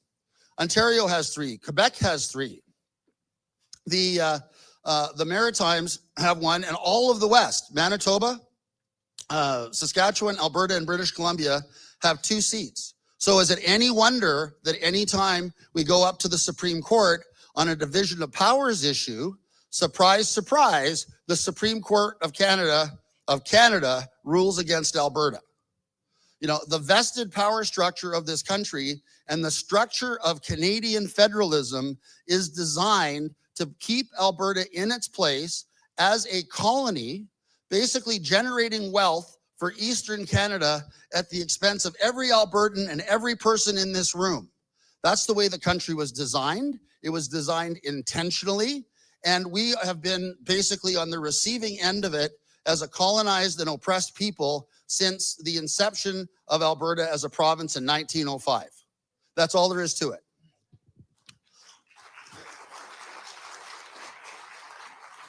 The good news for us is that there's a way forward. And the way forward, quite frankly, is for all of us to organize, all of us to talk to our friends and neighbors. I'm going to be so happy when that draft fiscal plan is out, because I think it's going to be a game changer for the Alberta independence movement. You know, I won't share the person's name, but a very prominent member of the UCP reviewed the document for me, and the comment was, wow, if we don't implement this, we're going to be guilty of a breach of fiduciary obligation towards the people that elected us. You know, and I want people to think about that. And I want, you know, obviously I have a lot of respect for our premier. She has a very difficult job walking the tightrope that she's walking. But, you know, I would like all of us to remind her and have her internalize the fact that the standard of a fiduciary is a reasonably prudent person of business managing their own affairs. So if somebody were told that there was a way out of the complete mess that Alberta is in on a constant basis, with our industries being penalized, with our citizens, you know, randomly being, you know, rendered unemployed at the whim of some politician in Ottawa, that our private property, whether it be our firearms or anything else, can be subject to confiscation at the flick of a pen by some moron living in a cottage, right?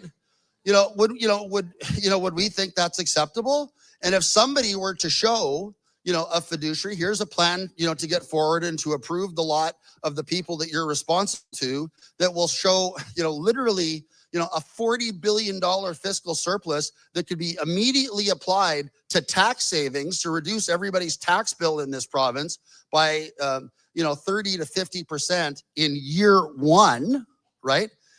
It would be irresponsible not to implement that plan and to proceed with that plan. And I'm stating clearly that it's a breach of fiduciary duty on the part of our elected officials not to pursue that plan.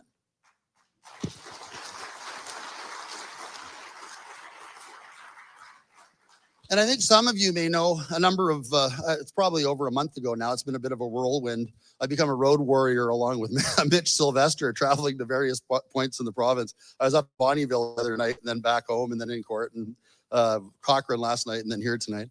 But, one of the things that's become really evident across the province is that the forces of federalism, you know, including Premier Smith, are completely incapable of telling us why it is that we're going to be better off if we stay in Canada, right?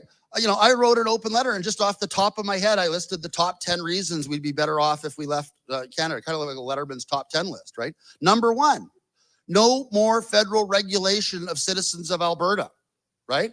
Number 2, no more federal income tax. Number 3, no more carbon tax, industrial or personal. Number 4, no more capital gains tax. Number 5, you know, you could go on and on, right? You know, and again, what are we being told in exchange? Well, maybe we'll get a pipeline. They might give us a pipeline. That would be good. You know, even if we did get a pipeline, so what? Right? We have, we have short-term jobs in construction. We have billionaires getting richer, and right, there's another $20 billion that goes into the Alberta Treasury. So apparently we can afford to give more money to the parasites in Quebec that live off of every person in this room. You know, and what I say is enough is enough.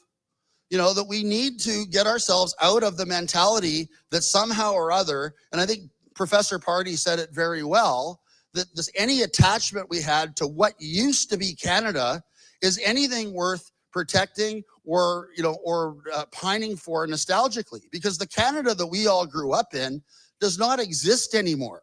You know, we now live in a Canada where if Albertans, people from Saskatchewan, people from right across the country, even from Quebec, show up in Ottawa to protest something that a Liberal government is doing that seems dictatorial and nonsensical, what's the response? They invoke the Emergencies Act and have riot police and horses trample little old Indigenous women in the streets because they can't stand being told that they can't do what they want whenever they want to do it. That's not the country I grew up in, and it's not the country that I want to leave my daughter. All of us that are involved in this movement, you know, we're not doing it for ourselves. None of us, and I can promise you, I've avoided political office my entire life and career as a barrister. I have no intention of ever seeking public office. Neither is Mitch Sylvester or anybody else that we're working with. You know, what we are trying to do is to make a better world and a better country, specifically Alberta as a country, for our children and our grandchildren and all the future generations that come after us. Right now, and again, this Bank of Canada economist today, like every time I talk to somebody, I become more depressed or more shocked about the mess that we're being led into. He said, oh yeah, he says, you ever wonder why everything seems like it costs twice as much as it did, you know, 5 or 10 years ago? And I said, yeah, I said, ever since COVID, it's like every time I turn around, it's like, you know, you can't even plan a family vacation by going, wow, this was not this much money 2 years ago or 3 years ago. He said, oh yeah, he says, you know what the root cause of that is that nobody's talking about? Under Trudeau, forget about the deficits, right? And keep in mind, the guy that's telling me this is the former Bank of Canada guy. He says, under Trudeau, with Carney's advice, because keep in mind, Carney was a central banker. Are you ready for this? Trudeau doubled the M2 money supply in Canada. So basically under Trudeau, he doubled the amount of Canadian dollars in circulation, so that our dollars are literally worth half as much as they were when he came in. The only reason I think a lot of us haven't noticed it is we had the same people applying the same idiotic monetary theories under Joe Biden. So the spread between the Canadian dollar and the US dollar over the last little while didn't get that far out of whack, but it was only because the Americans were engaged, and the American Federal Reserve was engaged in the same level of stupidity, literally doubling the amount of money in circulation without any care or thought for the fact that you do that. It's basic economics 101, right? You're reducing the value of the monetary unit by 50%. Like when that hit me the other day, I was just like, oh, okay, well, that makes sense, right? But that's what we have to look forward to. And keep in mind what we're dealing with. When I say Mark Carney is an existential threat to Alberta, he is the one that engineered that. Do you think there's not going to be more money printing under Carney? How is he going to pay for the 150 billion euros / 225 million Canadian dollars that he's going to put into Europe to defend Europe? Who in this room voted for that? Right? No one. So, that's what we're dealing with going forward. And then they just passed Bill C-5, which is literally, if anybody actually, remembers their history and remembers, where the word fascist came from in World War II, that was a term coined by Mussolini, fascisti. It meant all together, working together, government hand in glove with industry. So basically, the whole program that Carney has now, they call it, the WEF calls it stakeholder capitalism, right? It's really crony capitalism, where Mark Carney and all of his buddies are lining up to build a $50 billion carbon sucking machine in Alberta that we don't need, that we're going to pay for, right? In order to decarbonize our oil. Has anybody heard anything so stupid? And hear from me that when Carney talks about an energy corridor, he's not talking about oil and gas pipelines. He's talking about electrifying the country from coast to coast to coast, with Brookfield supplying modular nuclear reactors as booster stations so that we don't have line loss. And that's how he's going to power all of the electric vehicles in Alberta when he takes our cars and trucks away. So Carney's future for Alberta is that all of us are going to be trying to suffer through a winter at -40 with vehicles that won't go 100 kilometers. And every time we need to stop to charge, we plug them in and all of our money goes straight to Brookfield. You know, that's the future that Carney has planned for us. And we say that there's a real easy way out of that and a really simple way forward to get us out of the fascist hell that Mark Carney has planned for us and that World Economic Forum has planned for us. And that is simply for all of us to unite around one simple idea, that Alberta is going to be much better off outside of Canada as an independent country on a going forward basis with our own economy, our own currency, and complete control of our own destiny here in Alberta. So thank you very much for listening to me tonight. Thank you so much. It's always a pleasure and a real honor to be able to speak to my fellow Albertans. Thank you. Thank you so much for your time and attention this evening. Thank you.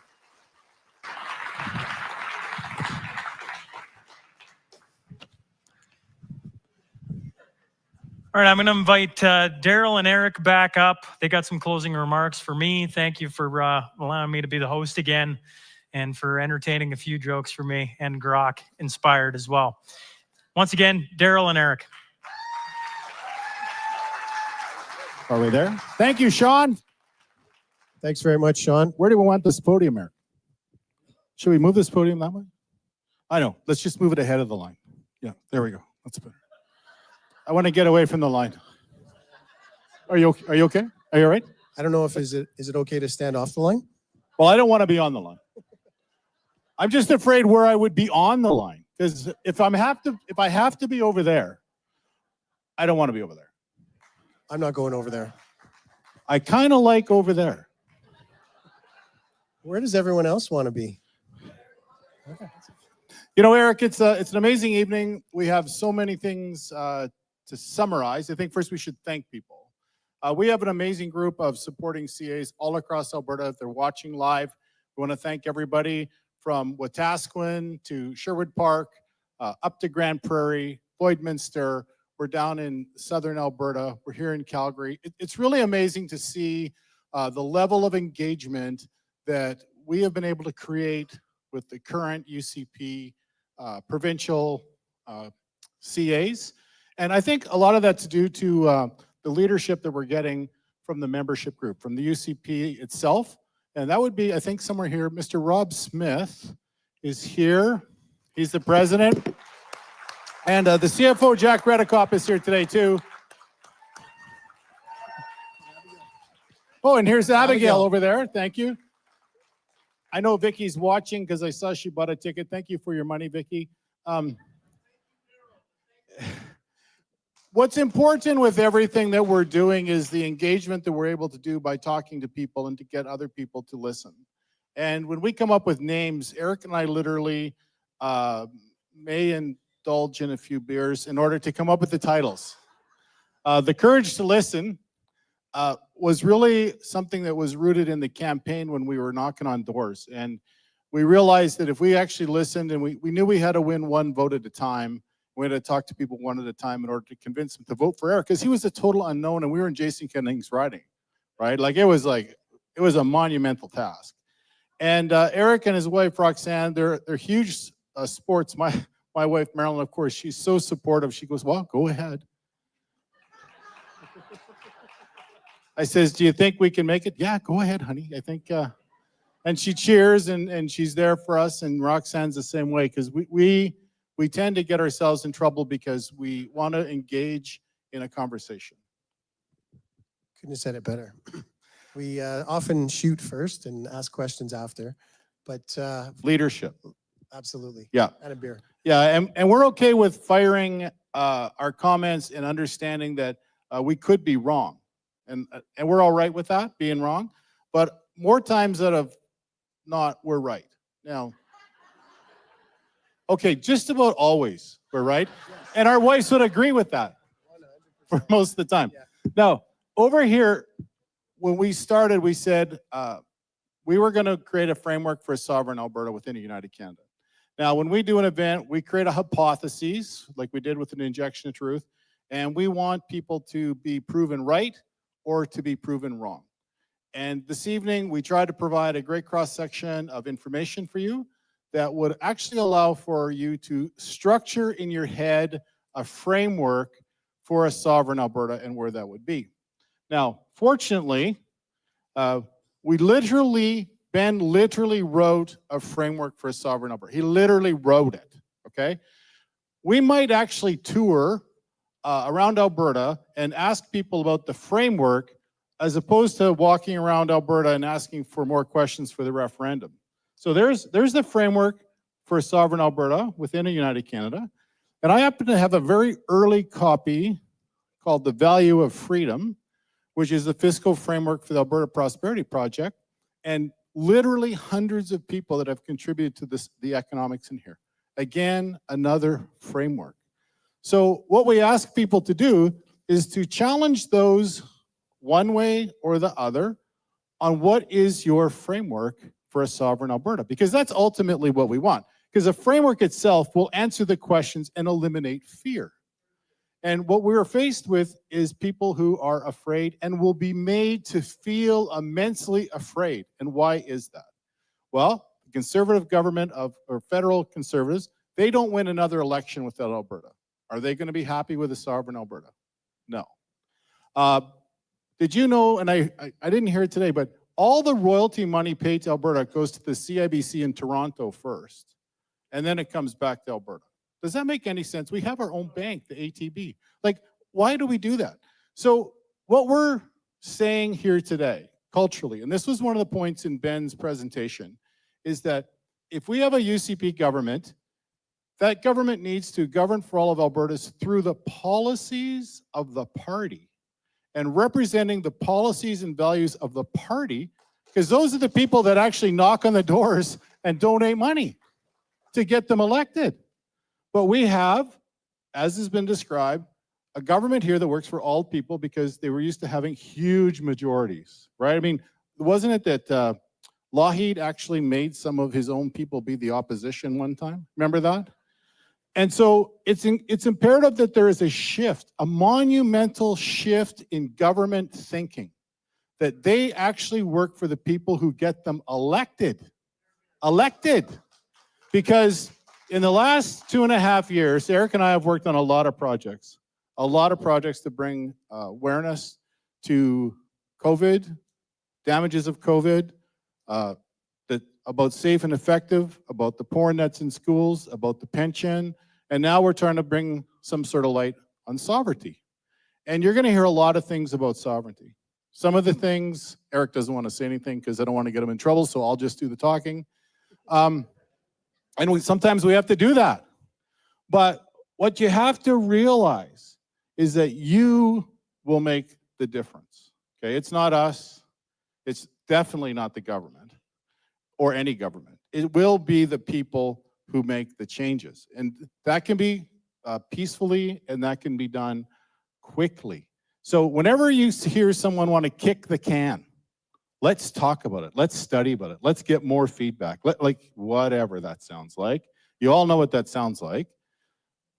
That means that they don't want to make change now that they know that they can make, right? We know we can have provincial police. We know we can control immigration. We know that we can have an Alberta pension. We know we can have EI benefits. We know everything that we can do in here, yet successive governments, blue or orange, have not done them. And why is that? They don't want to. They don't want to. And they don't want to because they're not encouraged by it. You are the only encouragement they need.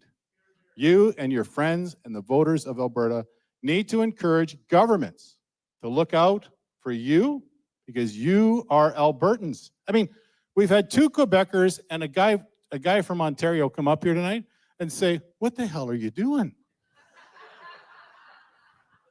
Seriously, is that really possible? Like, I don't know. I think we got the parting of the Red Sea here because that's the kind of night we've had. So think about it. As Albertans, are we treated fairly by Ottawa? Yes or no? No one said yes. With that thought in your mind, and in your heart, you realize that we have a character problem with the genesis story of the country. That's what Bruce Pardy says. We were told to think big, and think big means to have no fear. We know that Mark Carney wrote a book on values that wants to keep the oil in the ground. Who's to say he's going to change his mind? Oh, sorry, I wrote a book. It was a bestseller. All the liberals bought it. Everyone at the World Economic Forum bought it. And that's who I am. Remember, this is the guy who was run out of Europe. He was run out of the UK because he did not support Brexit. And now he wants Canada to be part of the European Union.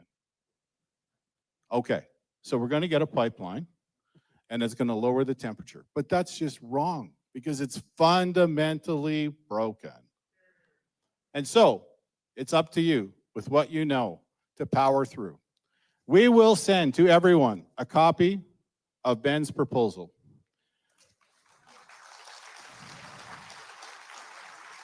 We will send to you next Thursday when this manifesto, no, the value of freedom is put forward. We will send it to you because you are here. And if you're online, you can go to our website, UCP Calgary-Lougheed.ca, and you can sign up to receive all the documentation that's here. We will post it there. We will keep you informed, and we will keep Alberta strong and free. I don't hear me? I don't think there's much more I can add to that. Very well said. So on that note, I'd like to thank all of our speakers tonight, all of our volunteers. Thank you so much again for another successful night. And I'd like to thank everyone in the audience and those who have bought a ticket and who are having a virtual party somewhere across the province. Thank you all again for having the courage to listen, and look forward to many more. Have a good night. Have a good night, everyone. Thank you.